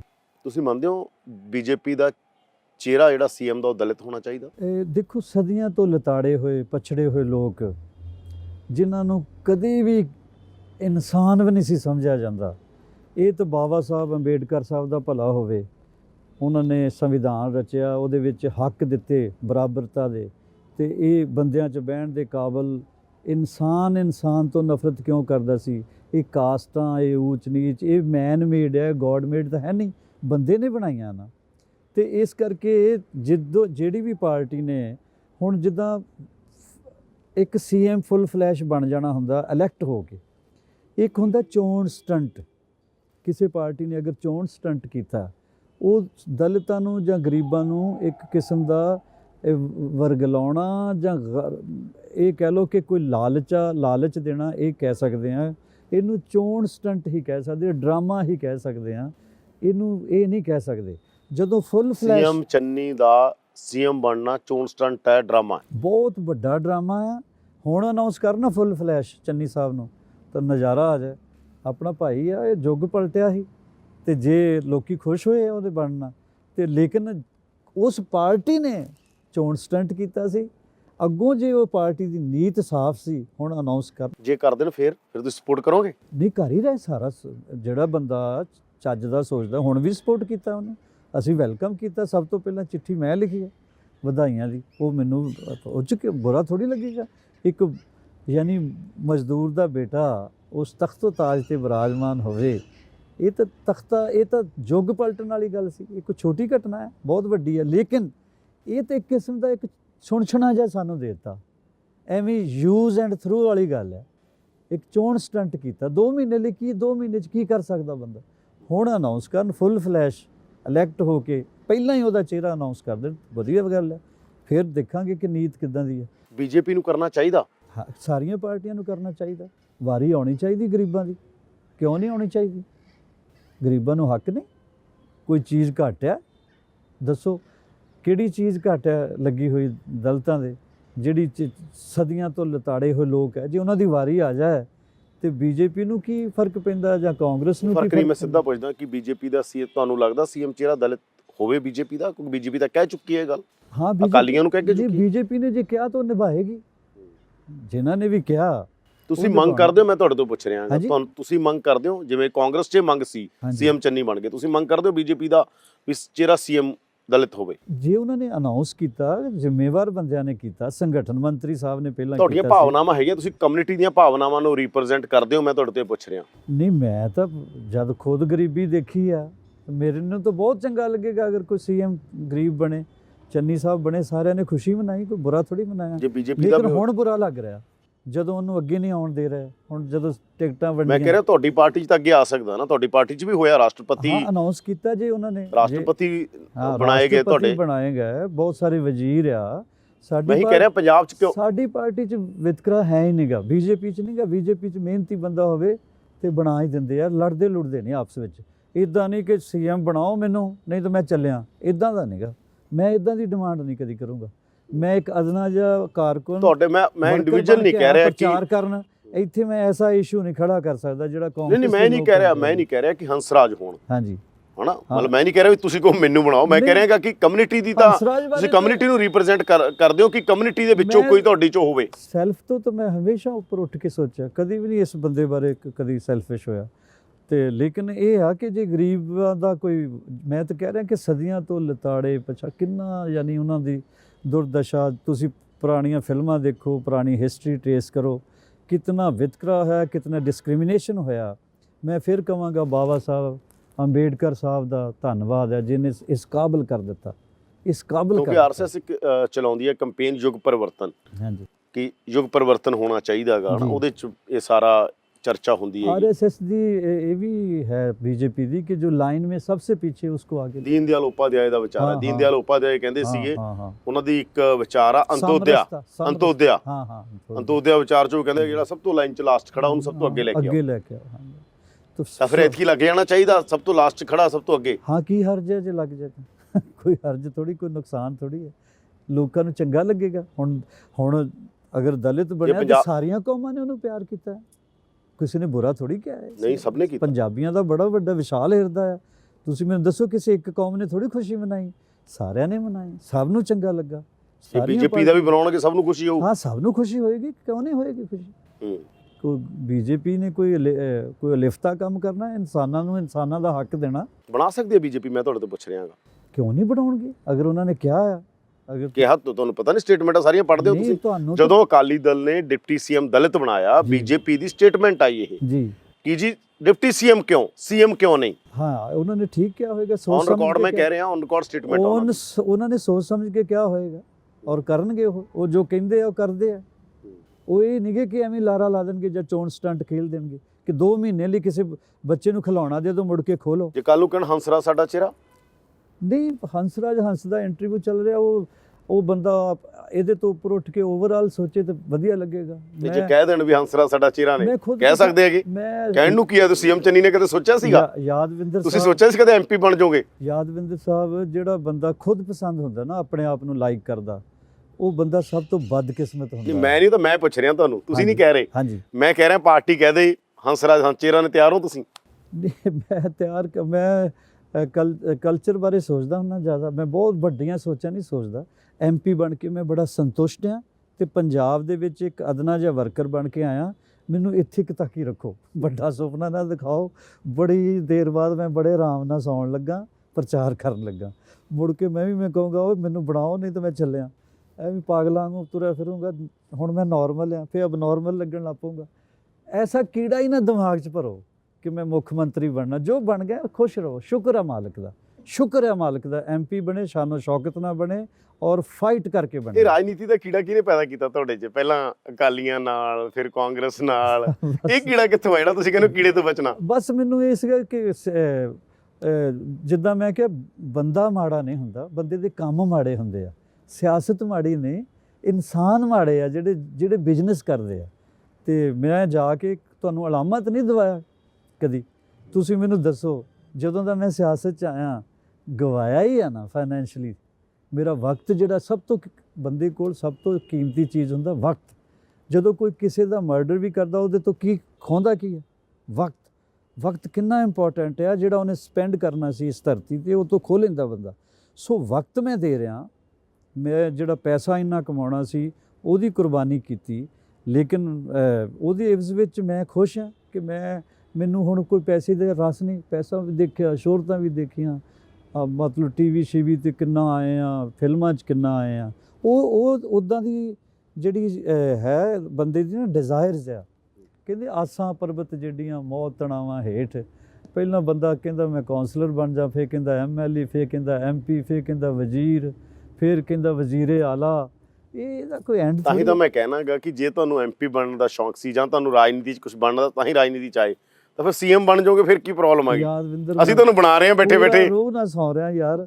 ਇਹ ਨਾ ਹੁਣ ਅਸੀਂ ਪੁੱਛ ਰਹੇ ਹਾਂ ਤੁਹਾਨੂੰ, ਤੁਸੀਂ ਥੋੜੀ ਕਹਿ ਰਹੇ। ਮੈਂ ਤੁਹਾਨੂੰ, ਜੇ ਤੁਹਾਨੂੰ ਪਾਰਟੀ ਕਵੇ ਵੀ ਭਾਈ ਅੰਸਰਾ ਸਾਡਾ CM ਦਾ ਚਿਹਰਾ, ਨਹੀਂ ਮੈਂ ਕਿਹੜਾ ਗੁੱਸਾ ਕਰਨਾ ਜੇ ਮੈਨੂੰ ਕਹਿਣਗੇ। ਪਰ ਮੈਂ ਰੋਜ਼ ਸ਼ੀਸ਼ਾ ਦੇਖਦਾ, ਇਮਾਨਦਾਰੀ ਨਾਲ ਦੇਖਦਾ। ਆਪਣੀ ਮਾਰਕਿੰਗ ਖੁਦ ਵੀ ਤਾਂ ਕਰਨੀ ਚਾਹੀਦੀ ਹੈ, ਠੀਕ ਹੈ ਨਾ। ਮੈਂ ਆਪਣੀ ਮਾਰਕਿੰਗ ਖੁਦ ਕਰਦਾ। ਮੈਂ ਅਜੇ ਤੱਕ MP ਔਰ ਇੱਕ ਅਦਨਾ ਜਿਹਾ ਵਾਰਕਰ ਦੇ ਤੌਰ ਤੇ ਵਿਚਰਦਾ। ਬਹੁਤ ਵੱਡਾ ਮੈਂ ਆਪਣੇ ਬਾਰੇ ਅਜੇ ਇਸ ਤਰ੍ਹਾਂ ਦਾ, ਉਹ ਬਹੁਤ ਵੱਡੀ ਗੱਲ ਹੈ। ਨਹੀਂ ਮੈਂ ਕਹਿ ਰਿਹਾ CM ਚੰਨੀ ਨੇ ਕਿਹੜਾ ਕਦੇ ਸੋਚਿਆ ਹੋਊ CM ਬਣਨਗੇ? ਬਣੇ ਨਾ, ਬਣੇ। ਉਹ ਤੁਸੀਂ ਵੀ ਤਾਂ ਬਣ ਸਕਦੇ ਹੋ, ਇਤਫਾਕਨ ਬਣਿਆ। ਤੁਸੀਂ ਵੀ ਇਤਫਾਕਨ ਬਣ ਸਕਦੇ ਹੋ। CM ਮੈਂ ਉਹਨੂੰ ਮੰਨਦਾ, ਇਲੈਕਸ਼ਨ ਜਿੱਤ ਕੇ ਆਵੇ। ਫਿਰ ਇਲੈਕਸ਼ਨ ਤਾਂ ਜਿੱਤੀ ਆ ਉਹਨਾਂ ਨੇ, MLA ਸੀਗੇ, ਮੰਤਰੀ ਸੀਗੇ। ਨਾ ਇਹ ਤਾਂ ਉੱਥੇ ਲੜ ਪਏ ਆਪਸ ਵਿੱਚ, ਤੋਂ ਉਹਦਾ ਗੁਣਾ ਪੈ ਗਿਆ। ਨਾ ਕੋਈ ਆਪਾਂ ਇਹਨੂੰ CM ਨਹੀਂ ਕਹਿ ਸਕਦੇ। ਇਹਨੂੰ ਇਹ ਕਹਿ ਸਕਦੇ ਕਿ ਖਿਲੌਣਾ ਦਿੱਤਾ, ਗਰੀਬਾਂ ਨੂੰ ਲਾਰਾ ਲਾਇਆ ਕਿ ਅਸੀਂ ਤੁਹਾਨੂੰ ਦੇ ਦਿੰਦੇ ਹਾਂ 2 ਮਹੀਨੇ ਲਈ। ਹੁਣ ਫੁੱਲ ਫਲੈਸ਼ ਉਹਨੂੰ ਅਨਾਉਂਸ ਕਰਨ, ਇਲੈਕਟ ਹੋਣ ਤੋਂ ਪਹਿਲਾਂ ਵੀ ਅਨਾਉਂਸ ਕਰ ਦੇਣ, ਬਾਅਦ 'ਚ ਵੀ ਉਹਨੂੰ ਚੁਣ ਲੈਣ। ਫਿਰ ਨਜ਼ਾਰਾ, ਫਿਰ ਕਵਾਂਗੇ ਇਹਨਾਂ ਦੀ ਨੀਤ ਸਾਫ਼ ਹੈ। ਕਹਿ ਦੋਗੇ ਫਿਰ, ਕਿਉਂਕਿ ਤੁਹਾਡੀ ਪਾਰਟੀ ਹੋਰ ਆ, ਫਿਰ ਕਹਿ ਦੋਗੇ? ਨਹੀਂ ਯਾਰ, ਪਾਰਟੀ ਮੈਨੂੰ ਕੋਈ ਚੰਗਾ ਬੋਲਣ ਤੋਂ ਥੋੜੀ ਮਨਾ ਕਰਦੀ ਹੈ, ਚੰਗਾ ਸੋਚਣ ਤੋਂ ਥੋੜੀ ਮਨਾ ਕਰਦੀ ਹੈ। ਕਾਂਗਰਸ ਦੇ ਮੁੱਖ ਮੰਤਰੀ ਦੀ ਸਿਫਤ ਕਿਵੇਂ ਕਰੋਗੇ ਤੁਸੀਂ? ਬਦਲੀ ਹੋਇਆ, ਮੇਰਾ ਜਨਮ ਨਫ਼ਰਤ ਲਈ ਥੋੜੀ ਹੋਇਆ ਯਾਰ। ਮੈਨੂੰ ਮੈਂ ਨਹੀਂ, ਰਾਜਨੀਤੀ ਤਾਂ ਲਕੀਰਾਂ ਖਿੱਚ ਕੇ ਚੱਲਦੀ ਹੈ ਨਾ, ਵੀ BJP ਦੀ ਇੱਕ ਲਾਈਨ ਆ, ਕਾਂਗਰਸ ਦੀ ਮੈਂ ਇੱਕ। ਆਪਣੀ ਹੁਣ ਤੁਸੀਂ ਮੈਂ ਚਲੋ, ਜਿਵੇਂ ਹੁਣ ਤੁਸੀਂ BJP ਚੋਂ, ਕੀ ਤੁਸੀਂ ਰਾਹੁਲ ਗਾਂਧੀ ਜਾਂ ਸੋਨੀਆ ਗਾਂਧੀ ਦੀ ਸਿਫਤ ਕਰ ਸਕਦੇ ਹੋ? ਮੈਂ ਆਪਣੀ ਪਾਰਟੀ ਲਈ ਬਹੁਤ, ਮੋਦੀ ਨਾਰਾਜ਼ ਹੋ ਜਾਣਗੇ ਤੁਹਾਡੇ ਤੋਂ। ਮੈਂ ਆਪਣੀ ਮੋਦੀ ਸਾਹਿਬ ਐਡੀ ਸੌੜੀ ਇਦਾਂ ਦੀ ਸੋਚਦੇ ਨਹੀਂਗੇ ਕਿ ਉਹਨਾਂ ਨੂੰ ਲੱਗੇਗਾ ਕਿ ਮੈਂ ਕਿਸੇ ਦੀ ਸਿਫਤ ਕੀਤੀ ਤਾਂ ਨਾਰਾਜ਼ ਹੋ ਜਾਣਗੇ। ਨੋ, ਉਹ ਖੁਦ ਵੀ ਸਿਫਤ ਕਰਦੇ ਆ, ਔਰ ਸਿਫਤ ਕਰਨੀ ਚਾਹੀਦੀ। ਚੰਗੀ ਗੱਲ, ਚੰਗੇ ਬੰਦੇ ਦੀ ਚੰਗੀ ਗੱਲ ਕਰਨੀ ਚਾਹੀਦੀ ਹੈ। ਮੈਨੂੰ ਕਦੀ ਵੀ BJP ਨੇ ਇਹ ਸਬਕ ਨਹੀਂ ਪੜ੍ਹਾਇਆ, ਜਾਂ ਮੇਰੇ ਮਾਂ-ਬਾਪ ਨੇ ਨਹੀਂ ਪੜ੍ਹਾਇਆ, ਜਾਂ ਮੇਰੇ ਗੁਰੂ ਨੇ ਨਹੀਂ ਪੜ੍ਹਾਇਆ ਕਿ ਹੁਣ ਸਿਆਸਤ 'ਚ ਆ ਗਿਆ ਤਾਂ ਭੈੜਾ ਹੀ ਬੋਲਣਾ ਸਟਾਰਟ ਕਰ ਦੇ। ਮੈਂ ਸਭ ਨੂੰ ਚੰਗਾ ਕਹਿਣਾ, ਜਿਹੜੇ ਚੰਗੇ ਬੰਦੇ ਆ ਜੇ ਬੁਰਾ ਕੰਮ ਕਰਦਾ, ਇਹਨੂੰ ਵੀ ਮੈਂ ਬੁਰਾ ਕਰਨਾ। ਤੁਹਾਡੇ ਉਹ ਦਿਨ ਯਾਦ ਆ, ਮੈਂ ਹੀ ਤੁਹਾਡਾ ਇੰਟਰਵਿਊ ਕੀਤਾ ਸੀ ਚੰਡੀਗੜ੍ਹ 'ਚ, ਤੁਹਾਡਾ ਪੰਗਾ ਪੈ ਗਿਆ ਸੀ ਸਟੇਜ ਤੇ। ਹਾਂਜੀ, ਹਨਾ, ਤੁਸੀਂ ਕਿਹਾ ਵੀ, ਔਰ ਸਾਰੇ ਦਲਿਤ ਭਾਈਚਾਰੇ ਦੇ CM ਚੰਨੀ ਵੀ ਉੱਥੇ ਸੀਗੇ, ਮਾਈਕ ਖੋਲਿਆ ਸੀ ਤੁਸੀਂ ਉਹਨਾਂ ਤੋਂ, ਜਾਂ ਬੜਾ ਪੰਗਾ ਪੈ ਗਿਆ ਸੀਗਾ, ਸਟੇਜ ਤੋਂ ਛਾਲ ਮਾਰੀ ਸੀ ਤੁਸੀਂ। ਉਹਨੂੰ ਯਾਦ ਕਰਦੇ ਹੋ? ਕੀ ਯਾਦ ਆਉਂਦਾ ਤੁਹਾਡੇ ਜਦੋਂ ਉਹ ਸੀਨ ਯਾਦ ਕਰਦੇ ਹੋ? ਚੰਗੇ ਮਾੜੇ ਦਿਨ ਇਨਸਾਨ ਤੇ ਆਉਂਦੇ ਆ, ਉਹ ਅਤੀਤ ਸੀਗਾ, ਮੈਂ ਉਹਨੂੰ ਡਿਲੀਟ ਕਰਨਾ ਚਾਹੁੰਦਾ। ਮੇਰਾ ਜਨਮ ਮੁਹੱਬਤ ਲਈ ਹੋਇਆ। ਉਦੋਂ ਮੈਂ ਇੰਨਾ ਗੁੱਸਾ ਕਿਉਂ ਆ ਗਿਆ ਸੀ? ਫਰਸਟ੍ਰੇਟਡ ਸੀ ਮੈਂ, ਹੋ ਗਿਆ। ਤੁਸੀਂ ਕੁਛ ਐਂ ਵੀ ਕਿਹਾ ਸੀ, ਹੁਣ ਮੇਰੇ ਯਾਦ ਨਹੀਂ ਹੈਗਾ, ਕਿ ਮੈਨੂੰ ਕੁਛ ਮਤਲਬ ਕਈ ਵਾਰੀ ਮੇਰੇ ਦਿਮਾਗ ਨੂੰ ਕੁਛ, ਕਈ ਵਾਰੀ ਨਹੀਂ, ਦਿਮਾਗ ਨੂੰ ਮੇਰਾ ਨਾਰਮਲ ਹੀ ਰਹਿੰਦਾ। ਉਦੋਂ ਗੁੱਸਾ ਤਾਂ ਕਿਸੇ ਨੂੰ ਵੀ ਆ ਸਕਦਾ, ਨਾਰਮਲ ਬੰਦੇ ਨੂੰ ਗੁੱਸਾ। ਪੌਣ ਚੜ ਗਈ ਸ਼ਾਇਦ ਤੁਸੀਂ ਕਿਹਾ ਸੀਗਾ। ਉਦਾਂ ਹੀ ਮੈਂ ਉਹ ਤੋਂ ਛੇੜ ਜੀ, ਪੌਣ ਕਿਹਾ ਸੀ ਨਾ ਤੁਸੀਂ, ਪੌਣ। ਨਹੀਂ, ਮੈਨੂੰ ਪੌਣ ਚੜ ਗਈ, ਇਹ ਸ਼ਬਦ। ਇਹ ਤਾਂ ਨਹੀਂ ਸੀ ਮਤਲਬ, ਪੌਣ ਦਾ ਮਤਲਬ ਇਹ ਕਿ ਮੈਂ ਪੌਣ ਆ ਗਈ ਸੀ, ਪੌਣ ਆ ਗਈ ਸ਼ਾਇਦ, ਪਤਾ ਨਹੀਂ, ਮੇਰੇ ਪਾਰਟੀਕੂਲਰ ਵਰਡ ਨਹੀਂ ਯਾਦ। ਨਾ ਤਾਂ ਮੈਨੂੰ ਕੋਈ ਸ਼ੈ ਚੁੰਬੜਦੀ ਆ, ਨਾ ਮੈਨੂੰ ਕੋਈ, ਮੈਂ ਪਰ ਤੁਸੀਂ ਉਦੋਂ ਕਹਿੰਦਾ ਸੀ ਮੈਨੂੰ ਪੌਣ ਆ ਗਈ ਗੁੱਸੇ 'ਚ। ਮੈਂ ਉਦਾਂ ਪਿੰਡਾਂ 'ਚ, ਪੌਣ ਆ ਗਈ ਮੇਰੇ 'ਚ। ਉਹ ਪਿੰਡਾਂ 'ਚ ਛੇੜ ਜੀ ਪਾਉਂਦੇ ਹੁੰਦੇ ਸੀ ਕਿ ਇਹਨੂੰ ਕੀ ਹੋ ਗਿਆ। ਮੈਨੂੰ ਵੀ ਇਹ ਲੱਗਾ ਕਿ ਯਾਰ ਕੀ ਹੋ ਗਿਆ, ਇੰਨਾ ਗੁੱਸਾ ਕਿਉਂ ਆ ਗਿਆ ਮੈਨੂੰ। ਔਰ ਗੁੱਸਾ ਕੋਈ ਵਧੀਆ ਚੀਜ਼ ਨਹੀਂ ਹੈ, ਗੁੱਸੈਲ ਹੋਣਾ। ਪਰ ਮੈਂ ਜਦੋਂ ਦਾ ਜੰਮਿਆ, 1-2 ਵਾਰੀ ਇਦਾਂ ਦਾ ਗੁੱਸਾ ਆਇਆ, 1 ਜਾਂ 2 ਵਾਰੀ। ਔਰ ਮੈਨੂੰ ਰਿਗਰੈਟ ਹੈ ਕਿ ਮੈਨੂੰ ਇੰਨਾ ਗੁੱਸਾ ਨਹੀਂ ਸੀ ਆਉਣਾ ਚਾਹੀਦਾ ਉਦੋਂ। ਗੁੱਸੇ, ਇਹਦਾ ਕਾਰਨ ਗੁੱਸੇ ਦਾ ਵੀ ਤੁਹਾਡੀ, ਗੁੱਸੇ ਦੇ ਵਿੱਚ ਸ਼ਬਦਾਵਲੀ ਬਦਲ ਜਾਂਦੀ ਹੈ ਨਾ, ਗਾਲੀ ਗਲੋਚ ਹੋ ਜਾਂਦਾ, ਘਸੁੰਨ ਮੁੱਕੀ ਵੀ ਹੋ ਜਾਂਦਾ। ਉਹ ਚੰਗੀ ਗੱਲ ਥੋੜੀ ਹੈ। ਇਹ ਬੇਗੁਰੂਆਂ ਦੀ ਗੱਲ ਹੈ ਨਾ, ਬੇਗੁਰੂਆਂ ਦੀ। ਫਿਰ ਮੈਨੂੰ 12 ਸਾਲ ਹੀ ਠੋਕਿਆ ਵੀ ਤਾਂ ਮੇਰੇ ਗੁਰੂ ਨੇ। ਉਹਨੇ ਕਿਹਾ ਤੈਨੂੰ ਇਹ ਸਬਕ ਪੜ੍ਹਾਇਆ ਸੀ? 12 ਸਾਲ ਲਈ ਠੋਕਤਾ ਮੁਰਸ਼ਿਦ ਨੇ, 12 ਸਾਲ ਧੱਕੇ ਖਾਦੇ ਮੈਂ ਬਾਅਦ 'ਚ। 12 ਸਾਲੀ ਫਿਰ ਜਾ ਕੇ ਜਿੱਦਾਂ ਰੂੜੀ ਦੀ ਸੁਣੀ ਜਾਂਦੀ, ਇੱਦਾਂ ਸੁਣੀ ਗਈ ਦਿੱਲੀ ਵਾਲਿਆਂ ਨੇ। ਯੈਸ, ਇਹ ਮੁਰਦੇ 'ਚ ਜਾਨ ਪਾਈ ਉਹਨਾਂ ਨੇ, ਮਾਰ ਦਿੱਤਾ ਸੀ ਸਿਆਸਤਦਾਨ। ਤੁਹਾਡੀ ਰਾਜ ਸਭਾ ਵਾਲੀ ਕੁਰਸੀ ਉਦੋਂ ਪਹਿਲਾਂ ਖੋਲੀ ਸੀ? ਰਾਜ ਸਭਾ, ਲੋਕ ਸਭਾ, ਸਭ ਸਭਾ ਖੋਲੀਆਂ ਸੀ। ਹਰ ਫਰੰਟ ਤੇ ਮੈਂ ਹਾਰ ਗਿਆ ਸੀ। ਲੇਕਿਨ ਮਾਲਕਾਂ ਨੇ ਕਿਹਾ ਕਿ ਤੂੰ ਜਿਹੜਾ ਗੁੱਸਾ ਨਾ ਕਰਦਾ, ਅਗਰ ਪੇਸ਼ੈਂਸ ਰੱਖਦਾ, ਤੇ ਕਿਉਂਕਿ ਮੇਰੀ ਲਾਈਨ ਵਿੱਚ ਨਾ ਜਿਹੜਾ ਬੇਗੁਰਾ ਕਰੀ ਜਾਵੇ ਗਲਤੀਆਂ, ਉਹਨੂੰ ਮਾਫੀ ਆ। ਜਿਹੜਾ ਸ਼ਿਵਲੀ ਨੇ ਫੁੱਲ ਮਾਰਿਆ ਸੀ ਨਾ ਮਨਸੂਰ ਦੇ, ਉਹਨੂੰ ਨਹੀਂ ਮਾਫੀ। ਜਾਣਦੇ ਹੋਏ ਕਿ ਗੁੱਸਾ ਚੰਡਾਲ ਆ, ਜਾਣਦੇ ਹੋਏ ਕਿ ਹਉਮੈ ਧੀਰਗ ਰੋਗ ਆ, ਜਾਣਦੇ ਹੋਏ ਇਹ ਸੁਣਦੇ ਹੋਏ ਬੁੱਢੇ ਹੋ ਗਏ ਕਿ ਜਿਨ ਪ੍ਰੇਮ ਕੀਓ ਤਿਨ ਹੀ ਪ੍ਰਭ ਪਾਇਓ। ਮੇਰੇ 'ਚ ਨਫ਼ਰਤ ਜਾਂ ਗੁੱਸਾ ਆਇਆ ਸੀ, ਉਹਨਾਂ ਨੇ ਫਿਰ ਠੋਕਤਾ ਮਾਲਕਾਂ ਨੇ, ਇੰਨਾ ਰੋਲਿਆ ਕਿ ਕਮਾਲ ਹੋ ਗਈ। ਇੱਦਾਂ ਸੀਗਾ ਲੱਗਦਾ ਕਿ ਫਾਹਾ ਹੀ ਲੈ ਲੈਣਾ, ਅਤੇ ਇਸ ਤਰ੍ਹਾਂ ਦੀ ਕੋਈ ਅਵਸਥਾ ਹੋ ਗਈ ਸੀ। ਫਿਰ ਆਹਿਸਤਾ ਆਹਿਸਤਾ ਜਦੋਂ ਉਹਨਾਂ ਨੂੰ ਪਤਾ ਲੱਗਾ ਕਿ ਹੁਣ ਇਹਦਾ ਕੋਈ ਵੀ ਨਹੀਂ ਰਹਿ ਗਿਆ ਦੁਨੀਆ 'ਚ, ਤਾਂ ਫਿਰ ਕਹਿੰਦੇ ਜਿਸ ਕਾ ਕੋਈ ਨਹੀਂ ਉਸ ਕਾ ਖੁਦਾ ਹੈ ਯਾਰੋ। ਉਹ ਕਹਿੰਦਾ ਪਹਿਲਾਂ ਸਾਰੇ ਜਹਾਨ ਨੂੰ ਛੱਡ ਜੇ ਮੇਰੇ ਵੱਲ ਤੁਰਨਾ, ਜੇ ਤੈਨੂੰ ਮਾਣ ਹੈ ਨਾ ਇਸ ਦੁਨਿਆਵੀ ਰਿਸ਼ਤਿਆਂ 'ਤੇ, ਹੁਣ ਦੇਖ ਲਿਆ ਨਾ ਦੌਲਤ ਕੰਮ ਆਈ ਨਾ ਸ਼ੋਹਰਤ ਕੰਮ ਆਈ। ਕਹਿੰਦੇ ਜੋਬਨ ਸੀ ਜਦ ਜਤਨ ਸੀ ਲਾਗੂ ਸੀ ਹਰ ਕੋ, ਜੋਬਨ ਜਤਨ ਗਵਾ ਕੇ ਮੈਂ ਗਈ ਨਿਮਾਣੀ ਹੋ। ਜਦੋਂ ਨਿਮਾਣੀ ਹੋ ਗਈ ਤੇ ਫਿਰ ਉਹ ਮਾਲਕਾਂ ਨੇ ਹੱਥ ਫੜ ਲਿਆ, ਫਿਰ ਜਿੱਤੇ ਸ਼ਾਨੋ ਸ਼ੌਕਤ ਨਾਲ ਮੌਜਾ ਆ ਗਿਆ, ਜਿੱਤੇ ਵੀ ਫਿਰ ਇੱਦਾਂ ਕਿ ਰਿਕਾਰਡ ਬਣ ਗਿਆ। ਤਾਂ ਹੀ ਤੁਸੀਂ ਕਿਹਾ ਮੈਂ ਕਿਉਂ ਰਿਜ਼ਾਈਨ ਕਰਾਂ, ਕਿਸਾਨ ਅੰਦੋਲਨ ਵਾਲੇ ਲੋਕ ਕਹਿੰਦੇ ਰਿਜ਼ਾਈਨ ਕਰੇ ਹੰਸਰਾਜ। ਧੋਖਾ ਕਿਉਂ ਕਰਾਂ, ਮੈਂ ਕਿਹਾ ਧੋਖਾ ਮੈਂ ਕਿਉਂ ਕਰਾਂ ਉਹਨਾਂ ਲੋਕਾਂ ਨਾਲ ਜਿਨ੍ਹਾਂ ਨੇ ਮੁਰਦੇ 'ਚ ਜਾਨ ਪਾਈ। ਮੇਰੀ ਪਾਰਟੀ ਨਾਲ ਧੋਖਾ ਯਾਰ। ਮੋਦੀ ਸਾਹਿਬ ਨੇ, ਆਨਰੇਬਲ ਪ੍ਰਾਈਮ ਮਿਨਿਸਟਰ ਸਾਹਿਬ ਨੇ ਬੁਲਾ ਕੇ ਟਿਕਟ ਦੇ ਕੇ ਇੱਕ ਸਿੰਗਲ ਪੈਨੀ ਨਹੀਂ ਮੇਰੀ ਲੱਗੀ ਯਾਰ, MP ਬਣਾਤਾ। ਔਰ 6 ਲੱਖ ਨਾਲ ਜਿੱਤਿਆ, 40-50 ਲੱਖ ਬੰਦਾ ਰਹਿੰਦਾ ਮੇਰੀ ਲਾਰਜੈਸਟ ਕੌਂਸਟੀਟੂਐਂਸੀ ਆ ਮੇਰੀ ਇੰਡੀਆ ਦੀ। ਸਿੰਘੂ ਟਿਕਰੀ ਸਭ ਤੁਹਾਡੇ ਏਰੀਏ 'ਚ ਆਉਂਦੇ ਨੇ। ਹਾਂ, ਉਹਨਾਂ ਲੋਕਾਂ ਨੂੰ ਮੈਂ ਉਹ ਕੀ ਕਹਿਣਗੇ, ਕਿਸ ਬੰਦੇ ਨੂੰ ਅਸੀਂ ਚੁਣ ਲਿਆ। ਜਹਾਂ ਮੈਂ ਕੋਈ ਭੈੜਾ ਸ਼ਬਦ ਬੋਲਾਂ ਆਪਣੇ ਲੋਕਾਂ ਬਾਰੇ, ਆਪਣੇ ਸਟੇਟ ਬਾਰੇ, ਪੰਜਾਬ, ਜਦੋਂ ਪਹਿਲੀ ਵਾਰੀ ਮੈਂ ਬੋਲਿਆ ਪਾਰਲੀਮੈਂਟ ਵਿੱਚ, ਤੇ ਸੁਣਿਓ ਕਿ ਮੈਂ ਕੀ ਬੋਲਿਆ ਸੀ, ਉਹ ਸੁਣਿਓ। ਉੱਥੇ ਸ਼ਹਾਦਤ ਹੋਈ ਹੈ ਕਿਸਾਨਾਂ ਦੀ, ਲਗਭਗ 800 ਕਿਸਾਨਾਂ ਦੀ। ਉੱਥੇ ਯਾਦਗਾਰਾਂ ਬਣਾਉਣਾ ਚਾਹੁੰਦੇ ਨੇ, ਤੁਹਾਡੀ ਕਨਸਟੀਟੂਐਂਸੀ ਹੈਗੀ, ਤੁਸੀਂ ਮਦਦ ਕਰੋਗੇ ਉਹ 'ਚ ਸ਼ਹਾਦਤ ਹੋਇਆਂ ਦੇ ਲਈ? ਘੱਟੋ ਘੱਟ ਉਹ ਯਾਦਗਾਰਾਂ ਬਣ। ਜਿਹੜੇ ਲੋਕ ਵੀ, ਜਿਨ੍ਹਾਂ ਮਾਵਾਂ ਦੇ ਪੁੱਤ, ਜਿਨ੍ਹਾਂ ਭੈਣਾਂ ਦੇ ਵੀਰ, ਜਿਨ੍ਹਾਂ ਦੇ ਪਤੀ ਚਲੇ ਗਏ, ਉਹਨਾਂ ਨੂੰ ਸਭ ਤੋਂ ਪਹਿਲਾਂ ਤਾਂ ਮੈਂ ਸ਼ਰਧਾਂਜਲੀ ਅਰਪਣ ਕਰਦਾ। ਦੂਜੀ ਗੱਲ ਇਹ ਕਹਿੰਦੇ ਨਾ ਕੌਮਾਂ, ਮੈਂ ਹੀ ਗਾਣਾ ਗਾਇਆ ਸੀ, ਦਿਓਲ ਸਾਹਿਬ ਨੇ ਲਿਖਿਆ ਕਿ ਕੌਮਾਂ ਦੇ ਸਰਦਾਰ ਗਵਾਚੇ ਨਹੀਂ ਲੱਭਣੇ, ਨਹੀਂ ਲੱਭਣੇ ਦਿਲਦਾਰ ਗਵਾਚੇ ਨਹੀਂ ਲੱਭਣੇ। ਬੰਦਿਆਂ ਨਾਲ ਹੀ ਬਰਕਤਾਂ, ਸਾਡਾ ਬਹੁਤ ਨੁਕਸਾਨ ਹੋਇਆ ਬੰਦਿਆਂ ਦਾ ਵੀ। ਸਾਡੇ ਮੇਰੇ ਆਪਣੇ ਖੂਨ ਦੇ ਰਿਸ਼ਤੇ, ਜਿਨ੍ਹਾਂ ਦਾ ਵਜ੍ਹਾ ਨਾਲ ਮੈਨੂੰ ਦੁਨੀਆ ਚੰਗੀ ਲੱਗਦੀ ਸੀ, ਉਹਨਾਂ ਦੀ ਜਦੋਂ ਡੈਥ ਹੋਈ, ਮੈਨੂੰ ਪਤਾ ਮੈਂ ਇਸ ਦਰਦ ਨੂੰ ਮਹਿਸੂਸ ਕਰ ਸਕਦਾ ਸ਼ਿੱਦਤ ਨਾਲ।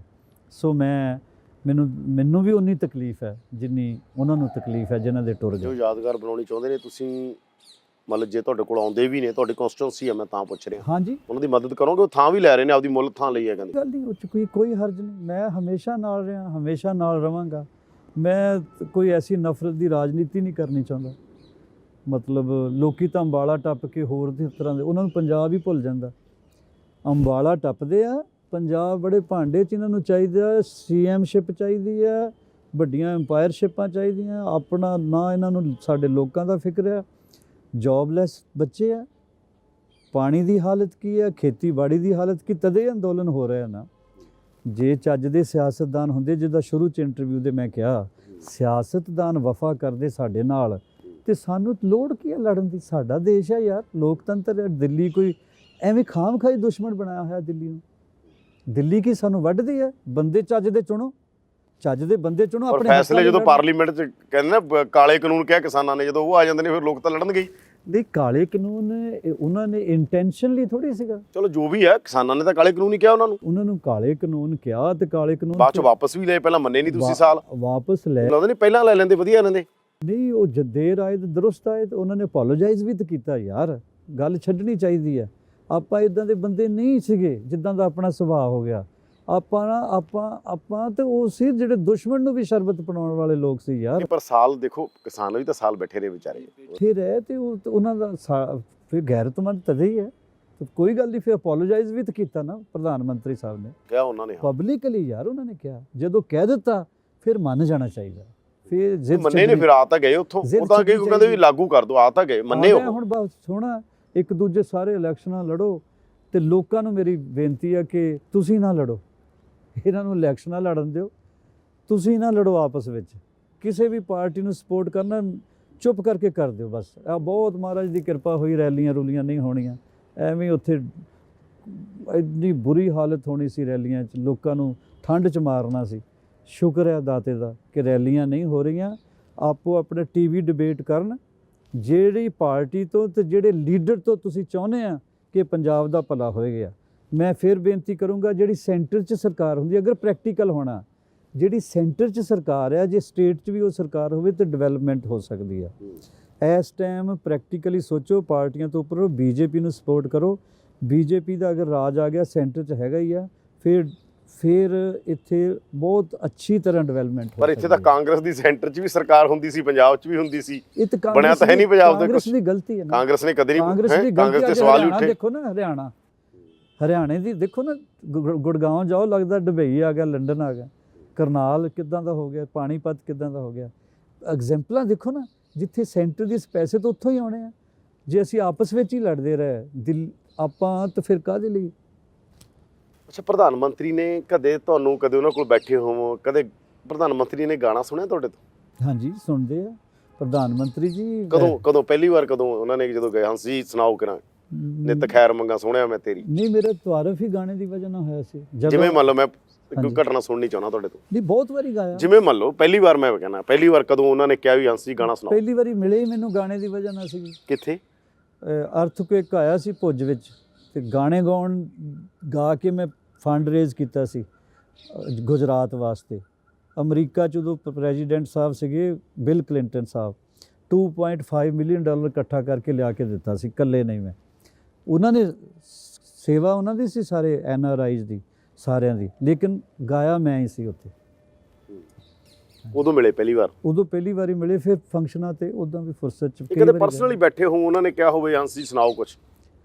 ਹਾਂਜੀ, ਪਹਿਲਾਂ ਸੀਗਾ, ਫਿਰ ਬਾਅਦ 'ਚ ਤਾਂ ਕਰੋਨਾ ਨੇ ਪਹਿਲਾਂ ਜਿਵੇਂ ਮੈਂ ਕੋਈ ਸੁਣਨਾ ਚਾਹੁੰਦਾ ਹੈ ਇਨਸੀਡੈਂਟ, ਕੀ ਜਿਵੇਂ ਪਹਿਲਾਂ ਜਦੋਂ ਗਏ ਕਿਹੜਾ ਗਾਣਾ ਸੁਣਾਇਆ ਉਹਨਾਂ ਨੂੰ? ਜ਼ਿਆਦਾ ਪੈਟਰੀਓਟਿਕ Song ਪਸੰਦ ਹੈ। ਜਿਵੇਂ ਤੁਸੀਂ ਕਿਹੜਾ ਸੁਣਾਇਆ, ਜੇ ਸੁਣਾ ਸਕਦੇ?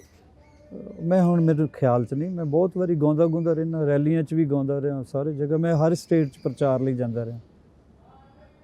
ਮੇਰੇ ਜ਼ਿਹਨ 'ਚ ਨਹੀਂ ਉਹ ਗਾਣਾ ਪਾਰਟੀਕੂਲਰ ਨਹੀਂ। ਕਦੇ ਮੈਂ ਤੁਹਾਡੀ ਇੱਕ ਰੈਲੀ 'ਚ ਗਾਣਾ ਸੁਣਿਆ ਸੀ, ਜਦੋਂ ਤੁਸੀਂ ਅਕਾਲੀ ਦਲ ਦੇ ਨਾਲ ਹੁੰਦੇ ਸੀ, ਨਿਤ ਖੈਰ ਮੰਗਾ ਬਾਦਲਾ ਮੈਂ ਤੇਰੀ ਦੁਆ ਨਾ ਕੋਈ, ਤੁਸੀਂ ਬਾਦਲ ਸਾਹਿਬ ਲਈ ਗਾਇਆ ਸੀ? ਨਹੀਂ, ਮੈਂ ਨਹੀਂ ਗਾਇਆ ਕਦੀ। ਮੇਰੇ ਯਾਦ ਹੈ, ਹੁਣ ਮੇਰੀ ਯਾਦ ਨਹੀਂ ਕਿਹੜੀ ਰੈਲੀ ਸੀਗਾ। ਨਹੀਂ, ਮੈਂ ਸੁਣਿਆ ਸੀ ਬਾਦਲ ਸਾਹਿਬ ਨੂੰ ਤੁਸੀਂ ਬੋਲ ਕੇ ਵੀ ਕਿਹਾ ਸਟੇਜ? ਨਹੀਂ, ਬੋਲ ਕੇ ਨਹੀਂ ਮੈਂ ਕਦੀ ਕਿਹਾ। ਵੱਡੇ ਬਾਦਲ ਸਾਹਿਬ ਨੂੰ? ਨਹੀਂ, ਮੈਂ ਸਤਿਕਾਰ ਬਹੁਤ ਕਰਦਾ ਉਹਨਾਂ ਦਾ। ਇਹ ਗਾਣਾ ਨਹੀਂ ਉਹਨਾਂ ਦੇ ਨਾਲ ਗਾਣਾ ਇਹ ਗਾਇਆ ਸੀ, ਆਵਾਜ਼ਾਂ ਮਾਰੀਆਂ ਬੁਲਾਇਆ ਕਈ ਵਾਰ, ਮੈਂ ਬਾਦਲਾਂ ਨੇ ਗੱਲ ਨਾ ਸੁਣੀ। ਫਲੂਟਰਿੰਗ ਵਾਲਾ ਨਹੀਂ ਮੈਂ ਬੰਦਾ। ਮੈਂ ਨੁਸਰਤ ਦੀ ਕਵਾਲੀ ਨੂੰ ਕਿਉਂ ਵਿਗਾੜਾਂ ਬਈ? ਮੈਂ ਕੱਲ ਹੀ ਕਿਸੇ ਦੇ ਨਾਮ ਇੱਕ ਗਾਣਾ ਕਰਾਂ। ਬਾਦਲਾਂ ਨਾਲ ਇੰਨੀ ਕੀ ਨਾਰਾਜ਼ਗੀ ਹੋ ਗਈ ਜਿਹੜਾ ਇਹ ਗਾਤਾ ਤੁਸੀਂ? ਨਹੀਂ, ਨਾਰਾਜ਼ਗੀ ਨਹੀਂ, ਐਵੇਂ ਆ ਗਿਆ, ਖਿਆਲ ਆ ਗਿਆ ਗਾਉਂਦੇ। ਸਪੌਂਟੇਨੀਅਸ ਕਿਸੇ ਮੇਲੇ ਤੇ ਸੀਗੇ, ਸਪੌਂਟੇਨੀਅਸ ਸੀਗੇ। ਉਹ ਕਹਿੰਦਾ ਯਾਰ ਤੂੰ ਕੋਈ ਗੱਲ ਬਣੀ ਨਹੀਂ। ਮੈਂ ਕਿਹਾ ਗੱਲ ਤਾਂ ਹੀ ਬਣਦੀ ਜੇ ਸੱਜਣ ਗੱਲ ਸੁਣਨ। ਉਹ ਤਾਂ ਉਹ ਇੱਕ ਇਸ਼ਕ ਵਿੱਚ ਇੱਦਾਂ ਹੁੰਦਾ ਹੀ ਹੈ ਕਿ ਮੇਰੇ ਦੋਸਤਾਂ ਨੇ ਮੇਰੀ ਗੱਲ ਹੀ ਨਹੀਂ ਸੁਣੀ, ਜਿਹੜੇ ਸਿਆਸਤ ਵਿੱਚ ਲਿਆਏ ਸੀ। ਇਹਦੇ ਵਿੱਚ ਕੋਈ ਨਫ਼ਰਤ ਵੈਰ ਵਿਰੋਧ ਵਾਲੀ ਕੋਈ ਗੱਲ ਨਹੀਂ ਸੀ। ਸਤਿਕਾਰ ਉਸੇ ਤਰ੍ਹਾਂ ਮੇਰੇ ਦਿਲ 'ਚ ਹੈ, ਸਭ ਲਈ ਸਤਿਕਾਰ ਹੈ। ਖਾਸ ਤੌਰ 'ਤੇ ਜਦੋਂ ਦਾ ਮੇਰਾ ਕਾਲਜਾ ਠੰਡਾ ਹੋ ਗਿਆ ਨਾ, ਸੀਟ ਜਿੱਤਣ ਤੋਂ ਬਾਅਦ, ਮੈਂ ਬਸ ਹਾਸਿਲ ਕਰ ਲਿਆ ਟਾਰਗੇਟ। ਮੈਂ ਕੱਲ੍ਹ ਹੀ ਲੜਦਾ ਫਿਰਾਂ। ਮੈਂ ਸਾਰੀ ਜ਼ਿੰਦਗੀ ਨਫ਼ਰਤ ਕਰਦਿਆਂ ਥੋੜ੍ਹੀ ਗੁਜ਼ਾਰਨੀ ਹੈ। ਮੈਂ ਇੱਥੇ ਦੁਨੀਆ 'ਚ ਗੁੱਸੇ ਹੋ ਕੇ ਬਿਮਾਰ ਹੋਣ ਲਈ ਥੋੜ੍ਹੀ ਆਇਆ।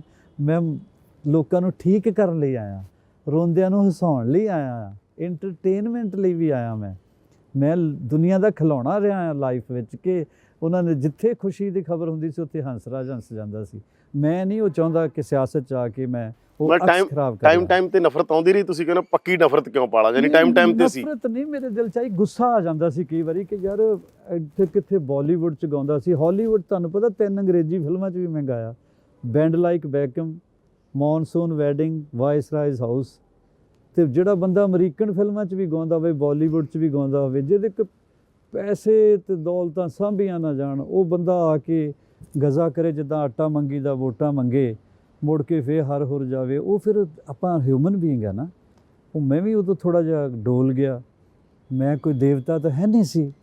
ਮੇਰੇ ਦਿਲ 'ਚ ਕਈ ਵਾਰੀ ਆ ਜਾਂਦਾ ਸੀ ਕਿ ਯਾਰ ਮੈਨੂੰ ਸ਼ਾਇਦ ਮੈਂ ਟਰੈਪ ਹੋ ਗਿਆ, ਇਸ ਤਰ੍ਹਾਂ ਹੁੰਦਾ ਸੀ। ਹੁਣ ਮੈਂ ਸੋਚਦਾ ਨਹੀਂ, ਹੁਣ ਮੈਂ ਜੋ ਸੋਚਦਾ ਕਿ ਕੋਈ ਵੀ ਪਾਰਟੀ ਜਦੋਂ ਟਿਕਟ ਦਿੰਦੀ, ਉਹ ਹਰਾਉਣ ਲਈ ਨਹੀਂ ਟਿਕਟ ਦਿੰਦੀ ਹੁੰਦੀ, ਉਹ ਜਿਤਾਉਣ ਲਈ ਹੀ ਦਿੰਦੀ ਹੁੰਦੀ ਹੈ। ਮੇਰਾ ਹੀ ਆਪਣੇ ਉਦੋਂ ਸਟਾਰ ਇਸ ਤਰ੍ਹਾਂ ਦੇ ਨਹੀਂ ਸੀ। ਪਰ ਇਹਨਾਂ ਨੇ ਵਰਤਿਆ ਤੁਹਾਨੂੰ ਸਾਰੀਆਂ ਪਾਰਟੀਆਂ, ਅਕਾਲੀ ਦਲ ਹੋਵੇ, ਕਾਂਗਰਸ ਹੋਵੇ, ਜੋ ਖਿਡੌਣੇ ਦੇ ਤੌਰ ਤੇ ਤੁਸੀਂ ਕਹਿੰਦੇ ਹੋ? ਵਰਤਿਆ ਤਾਂ ਚੰਗਾ ਰਹੂ ਨਾ।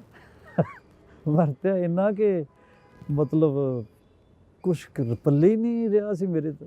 ਪੈਸੇ ਪੂਸੇ 'ਚ ਕੋਈ ਰਿਹਾ ਨਹੀਂ ਸੀ ਔਰ ਮਕਾਨ गिरवी हुआ कई बार हर बार इंटरव्यू कह लिए रोने रोने हुण ठीक है मैं खुश हाँ वसल की शब न छेड़ किस्सा है गम ये किसी और दिन सुना लेना हुण मैं बड़ा खुश हाँ और उदों भी मैनू थोड़ा पेशेंस रखनी चाहिए सी उहदे लई मैं चाहुंदा कि जिहड़ा भी इंटरव्यू मेरी सुनदा नवां सियासतदान जे कोई चीज़ हासिल ना आवे तो नफरत ते गुस्से च ना आयो ਉਹਦੇ ਨਾਲ ਆਪਣਾ ਹੀ ਨੁਕਸਾਨ ਹੁੰਦਾ ਬੰਦੇ ਦਾ। ਸਿਆਸਤਦਾਨ ਬਣ ਗਏ ਹੁਣ ਜੇ ਮਤਲਬ ਤੁਸੀਂ ਨਵਾਂ ਸਿਆਸਤਦਾਨ ਤੁਸੀਂ ਕੀ ਕਹਿ ਰਹੇ ਹੋ ਇਹਦਾ ਮਤਲਬ ਤੁਸੀਂ ਪੂਰੇ ਸਿਆਸਤਦਾਨ ਹੋ ਗਏ ਹੋ। ਹਾਂਜੀ ਮੈਂ ਪੂਰਾ ਹੀ ਹਾਂ ਮੈਂ ਜਿਹੜਾ ਕੰਮ ਕਰਦਾ ਪੂਰਾ ਹੀ ਕਰਦਾ ਮੈਂ ਇਹ ਥੋੜੀ ਉਧਰੋਂ ਖਾੜੇ ਲਾਉਂਦਾ ਫਿਰ ਉਧਰੋਂ ਸਿਆਸਤ ਕਰਾਂ ਨਹੀਂ ਤੁਸੀਂ ਦੇਖਿਆ ਮੈਂ ਐਲਾਨ ਕਰ ਦਿੱਤਾ ਸੀ ਕਿ ਅੱਜ ਤੋਂ ਬਸ ਕਮਰਸ਼ੀਅਲ ਪ੍ਰੋਗਰਾਮ ਤਾਂ ਮੈਂ ਬਹੁਤ ਦੇਰ ਪਹਿਲਾਂ ਹੀ ਛੱਡ ਦਿੱਤੇ ਸੀ ਸੂਫੀ ਗਾਉਂਦਾ ਸੀ ਬੈਠ ਕੇ ਤੇ ਉਹ ਵੀ ਛੱਡਤਾ ਸੀ ਹੁਣ ਮੈਂ ਆਪਣੇ ਲੋਕਾਂ ਦੀ ਸੇਵਾ ਕਰਦਾ ਉੱਦਾਂ ਮੈਂ ਗਾਣਾ ਸੁਣਦਾ ਰਹਿੰਦਾ ਗਾਉਂਦਾ ਰਹਿੰਦਾ ਗੁਣਗੁਣਾਉਂਦਾ ਰਹਿੰਦਾ ਪੈਸੇ ਲੈ ਕੇ ਨਹੀਂ ਗਾਉਂਦਾ ਮੁਫਤ ਜਿਹੜਾ ਮਰਜ਼ੀ ਮੈਨੂੰ ਸੁਣ ਲੈਂਦੇ ਉੱਥੇ ਹਰ ਸਟੇਜ ਤੇ ਮੈਨੂੰ ਕਹਿ ਦਿੰਦੇ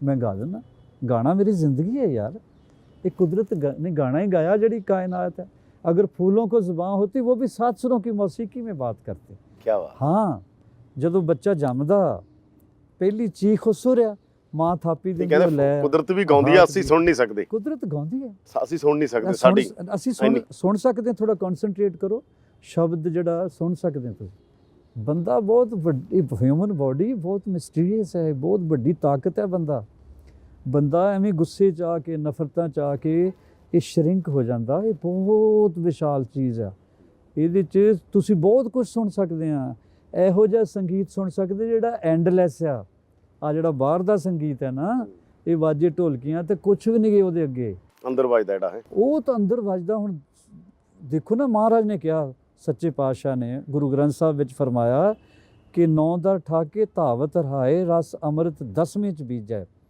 ਹਾਂਜੀ ਇੱਕ ਸੀਗਾ ਕਿ ਚਲੋ ਹੌਲੀ ਹੌਲੀ ਆਉਂਦਾ ਰਹੇਗਾ ਮਤਲਬ ਸ਼ਬਦ ਜਿਹੜਾ ਹੈ ਉਹੀ ਸੰਗੀਤ ਇਹ ਗੱਲਾਂ ਸੁਣ ਕੇ ਐਂ ਲੱਗਦਾ ਵੀ ਰਾਜਨੀਤੀ ਗਲਤ ਪੇਸ਼ਾ ਤੁਹਾਡੇ ਲਈ ਤੁਸੀਂ ਤੇ ਜਿਵੇਂ ਬਹਿਨੇ ਹੋ ਜਾ ਕੇ ਡੇਰੇ ਤੇ ਵੀ ਤੁਸੀਂ ਤੇ ਅਧਿਆਤਮ 'ਚ ਡੁੱਬੇ ਹੋਣੇ ਚਾਹੀਦੇ ਹੋ ਤੁਸੀਂ ਪ੍ਰਵਚਨ ਸੁਣਾਓ ਲੋਕਾਂ ਨੂੰ ਮੈਂ ਸਿਆਸਤ 'ਚ ਵੀ ਅਧਿਆਤਮ 'ਚ ਹੀ ਹਾਂ ਜਿੱਦਣ ਤੁਸੀਂ ਮੈਨੂੰ ਕਿਸੇ ਤੇ ਤਸ਼ੱਦਦ ਕਰਦਾ ਪੈਸੇ ਲੈਂਦਾ ਕਿਸੇ ਨੂੰ ਕੋਈ ਐਸਾ ਕਰਦਾ ਕੋਈ ਕਰਮ ਉਹ ਤਾਂ ਮੰਦਿਰ 'ਚ ਵੀ ਗੁਰਦੁਆਰੇ ਪਰ ਪਾਰਟੀ ਦਾ ਕੋਈ ਡਿਸੀਜਨ ਉਹਦੇ 'ਚ ਗਾਲਾਂ ਤੁਹਾਡੇ ਹੀ ਪਈ ਜਾਂਦੀਆਂ ਨੇ ਤੁਹਾਨੂੰ ਵਧੀਆ ਲੱਗਦਾ ਹੋਊਗਾ ਪਾਰਟੀ ਦਾ ਡਿਸੀਜਨ ਸੀ ਮੋਦੀ ਸਰਕਾਰ ਡਿਸੀਜਨ ਸੀ ਉਸ ਦਾ ਤੁਹਾਨੂੰ ਵੀ ਨਾ ਵਧੀਆ ਲੱਗਦਾ ਹੋਵੇ ਉਹਨਾਂ ਦਾ ਡਿਸੀਜਨ ਸੀ ਗਾਲਾਂ ਤੁਹਾਨੂੰ ਪਈ ਗਈਆਂ ਨਹੀਂ ਮੈਂ ਹਿੱਸਾ ਹਾਂ ਯਾਰ ਟੀਮ ਦਾ ਹੁਣ ਮੈਂ ਪਈ ਗਈਆਂ ਠੀਕ ਹੈ ਤੁਹਾਡੇ ਹਿੱਸੇ ਦੇ ਤੁਹਾਨੂੰ ਆ ਗਿਆ ਤੁਹਾਨੂੰ ਐ ਲੱਗਦਾ ਮੈਨੂੰ ਜ਼ਿੰਦਾਬਾਦ ਵੀ ਤਾਂ ਬਥੇਰਾ ਕਹਿੰਦੇ ਆ ਜਦੋਂ ਮੈਂ ਸਾਧੂ ਕਹਿ ਦਿੰਦੇ ਸਾਧੂ ਆ ਗਿਆ ਪਰ ਮੈਂ ਕਹਿੰਦਾ ਅਧਿਆਤਮ ਮੇਰੇ ਨਾਰਥ ਵੈਸਟ ਦੇ ਨਾਰਥ ਉੱਤਰ ਪੱਛਮੀ ਏਰੀਏ ਦੇ ਇੰਨੇ ਪਿਆਰੇ ਲੋਕ ਆ ਉਹ ਮੈਨੂੰ ਪਿਆਰ ਹੀ ਇੰਨਾ ਕਰਦੇ ਆ ਤੇ ਮੈਂ ਉਹਨਾਂ ਦੇ ਮੁਕਾਬਲੇ ਗਾਲਾਂ ਗੂਲਾਂ ਮੈਂ ਕੁਛ ਵੀ ਨਹੀਂ ਗਿਆ ਗਾਲਾਂ ਮੇਰੇ ਆਪਣੇ ਹੀ ਕੱਢਦੇ ਸੀ ਨਾ ਕੋਈ ਗੱਲ ਨਹੀਂ ਪਰ ਰਾਜਨੀਤੀ ਬੰਦੇ ਨੂੰ ਸਹਿਜ ਨਹੀਂ ਅਧਿਆਤਮ ਦੀ ਵਿਆਖਿਆ ਹੈ ਕਿ ਅਧਿਆਤਮ ਬੰਦੇ ਨੂੰ ਸਹਿਜ ਕਰਦਾ ਭਾਈ ਸਾਹਿਬ ਤੇ ਰਾਜਨੀਤੀ ਬੰਦੇ ਨੂੰ ਅਸਹਿਜ ਕਰਦੀ ਹੈ ਮੇਰੀ ਗੱਲ ਸੁਣ ਹਰ ਰੋਜ਼ ਕੋਈ ਬਿਆਨ ਆ ਜਾਣਾ ਤੁਹਾਡੇ ਇੰਟਰਵਿਊ ਤੇ ਕਿਤੇ ਹੋਰ ਆ ਜਾਣਾ ਤੁਹਾਨੂੰ ਮੈਂ ਮਜ਼ੇਦਾਰ ਗੱਲ ਦੱਸਾਂ ਕਰਪਟ ਬੰਦਾ ਅਧਿਆਤਮਿਕਵਾਦ 'ਚ ਵੀ ਹੋਵੇ ਕਰਪਟ ਹੁੰਦਾ ਸਿਆਸਤ 'ਚ ਸਾਧੂ ਹੋਵੇ ਉਹ ਸਾਧੂ ਹੋ ਸਕਦਾ ਮੈਂ ਸਾਧੂ ਨਹੀਂ ਮੈਂ ਨਾਰਮਲ ਆ ਮੈਂ ਆਪਣੇ ਬਾਰੇ ਨਹੀਂ ਕਹਿ ਰਿਹਾ ਤੁਸੀਂ ਮਰਸਡੀ 'ਚ ਬਹਿ ਕੇ ਵੀ ਫਕੀਰ ਹੋ ਸਕਦੇ ਆ ਲੰਗੋਟੀ ਪਾ ਕੇ ਵੀ ਕਰਪਟ ਹੋ ਸਕਦੇ ਆ ਕਿਸੇ ਧਾਰਮਿਕ ਜਗ੍ਹਾ ਬਹਿ ਕੇ ਤੁਸੀਂ ਬਹੁਤ ਕਰੈਕਟਰਲੈਸ ਹੋ ਸਕਦੇ ਆ ਕੋਠੇ ਤੇ ਬਹਿ ਕੇ ਬਾਬੇ ਬੁੱਲੇ ਸ਼ਾਹ ਰੱਬ ਬਣ ਸਕਦਾ ਕੋਠੇ ਤੇ ਤਵੈਫ ਦੇ ਤੇ ਯਾਰ ਸਿਆਸਤ ਨਹੀਂ ਬੁਰੀ ਮੈਂ ਕਹਿ ਰਿਹਾ ਬੰਦਾ ਆਪ ਹੀ ਬੁਰਾ ਆ ਬੰਦਾ ਆਪ ਬੁਰਾ ਆ ਬੰਦਾ ਜਦੋਂ ਤੋਂ ਪਾਵਰ ਪੈਸਾ ਆਉਂਦਾ ਉਹ ਘੁੱਗੂ ਵੱਜਦਾ ਅੱਗੇ ਪਿੱਛੇ ਤਾਂ ਉਹਦਾ ਦਿਮਾਗ ਖਰਾਬ ਹੋ ਜਾਂਦਾ ਤੁਹਾਡੇ ਅੱਗੇ ਵੀ ਤਾਂ ਵੱਜਦਾ ਘੁੱਗੂ ਹੁਣ ਨਹੀਂ ਮੈਂ ਘੱਟ ਹੀ ਵਜਾਉਣਾ ਮੈਂ ਬਹੁਤ ਰਿਫਾਈਨਡ ਮਿਊਜ਼ਿਕ ਸੁਣਨ ਵਾਲਾ ਬੰਦਾ ਮੈਂ ਨਹੀਂ ਵਜਾਉਂਦਾ ਅਲਟੀਮੇਟਲੀ ਤੁਹਾਨੂੰ ਵੀ ਤਾਂ ਘੁੱਗੂ ਦੀ ਖਿੱਚ ਰਾਜਨੀਤੀ 'ਚ ਲੈ ਕੇ ਗਈ ਨਾ ਨਹੀਂ ਘੁੱਗੂ ਦੀ ਖਿੱਚ ਨਹੀਂ ਸੀ ਲੈ ਕੇ ਗਈ ਮੈਨੂੰ ਇਹ ਸੀ ਕਿ ਮੈਂ ਜਿੱਥੇ ਪੈਦਾ ਹੋਇਆ ਸਦੀਆਂ ਤੋਂ ਗੁਲਾਮ ਹੈ ਅਜੇ ਵੀ ਗੁਲਾਮ ਹੈ ਉਹੀ ਖੋਰੀ ਖੋਤ ਰਹੇ ਉਹਨਾਂ ਤੋਂ ਰੋਟੀ ਮੈਂ ਤਰੱਕੀ ਕਰ ਗਿਆ ਉਹ ਜੇ ਛੱਪੜ ਕੰਡੇ ਘਰ ਹੈ ਵਿਚਾਰਿਆਂ ਸਾਡਾ ਤੁਹਾਨੂੰ ਮੈਂ ਦੱਸ ਨਹੀਂ ਸਕਦਾ ਜਦੋਂ ਮੈਨੂੰ ਉਹਨਾਂ ਦਾ ਖਿਆਲ ਆਉਂਦਾ ਜਦੋਂ ਮੈਂ ਰਾਜਨੀਤੀ 'ਚ ਆਇਆ ਉਹ ਲੋਕ ਅਤੀ ਗਰੀਬ ਆ ਅਜੇ ਵੀ ਪਛੜੇ ਹੋਏ ਲੋਕ ਆ ਪਛੜੇ ਹੋਏ ਨਹੀਂ ਪਛਾੜੇ ਹੋਏ ਲੋਕ ਆ ਜਿਹੜੇ ਪਛਾੜੇ ਗਏ ਇਨਸਾਨ ਨੇ ਇਨਸਾਨ ਨੂੰ ਮਾਰਿਆ ਉਹ ਪਛੜੇ ਹੋਏ ਲੋਕ ਕਹਿ ਦਿੰਦੇ ਆ ਨੀਵੀਂ ਜਾਤ ਕਹਿ ਦਿੰਦੇ ਆ ਜਾਤ ਕਿਸੇ ਦੀ ਨੀਵੀਂ ਨਹੀਂ ਪਛੜਿਆ ਕੋਈ ਨਹੀਂ ਪਛਾੜਿਆ ਹੋਇਆ ਇਨਸਾਨ ਨੇ ਇਨਸਾਨ ਨੂੰ ਪਛਾੜਿਆ ਇਨਸਾਨ ਨੇ ਇਨਸਾਨ ਨਾਲ ਡਿਸਕ੍ਰਿਮੀਨੇਸ਼ਨ ਕੀਤੀ ਆ ਛੂਤ ਛਾਤ ਕੀਤੀ ਆ ਭੇਦ ਭਾਵ ਕੀਤਾ ਆ ਮੈਂ ਆਇਆ ਤਾਂ ਉਹਨਾਂ ਲਈ ਸੀਗਾ ਲੇਕਿਨ ਅਜੇ ਮੈਂ ਕੁਝ ਕਰ ਨਹੀਂ ਸਕਿਆ ਉਹਨਾਂ ਲਈ। ਇਹ ਮੈਨੂੰ ਤਕਲੀਫ ਹੈ। ਤੁਹਾਨੂੰ ਲੱਗਦਾ ਵੈਸੇ ਦੋ ਧਰਾਵਾਂ ਹੋਣੇ, ਇੱਕ ਡਾਕਟਰ ਮੈਂ ਅੰਬੇਦ ਕਿਹਾ ਨਹੀਂ ਸੀ ਪਾਰਲੀਮੈਂਟ 'ਚ ਕਿ ਉਹਨਾਂ ਦਾ ਸੋਚੋ, ਮੇਰੇ ਵਤਨ ਦੇ ਰਹਿਨੁਮਾਓ ਜਿਹੜੇ ਗਟਰ 'ਚ ਮਰ ਜਾਂਦੇ ਆ, ਜਿਹੜੇ ਸੀਰੀ ਸਾਰੀ ਜ਼ਿੰਦਗੀ, ਜੇ ਕਿਸਾਨ ਖੁਦਕਸ਼ੀਆਂ ਕਰਦਾ ਯਾਰ ਤਾਂ ਉਹਦਾ ਸੀਰੀ ਦੀ ਹਾਲਤ ਕੀ ਹੋਏਗੀ ਜਿਹਨੇ ਉਹਨਾਂ ਤੋਂ ਲੈ ਕੇ ਰੋਟੀ ਖਾਣੀ ਹੁੰਦੀ। ਮੈਂ ਕਹਿੰਦਾ ਦੋ ਜਦੋਂ ਦੀ ਮੰਜੇ ਥੱਲੇ ਉਤਰਦਿਆਂ ਜ਼ਮੀਨ ਮੁੱਕ ਜਾਂਦੀ, ਕਦੀ ਉਹਨਾਂ ਦਾ ਵੀ ਆਹ ਦਾ ਨਾਰਾ ਮਾਰੋ।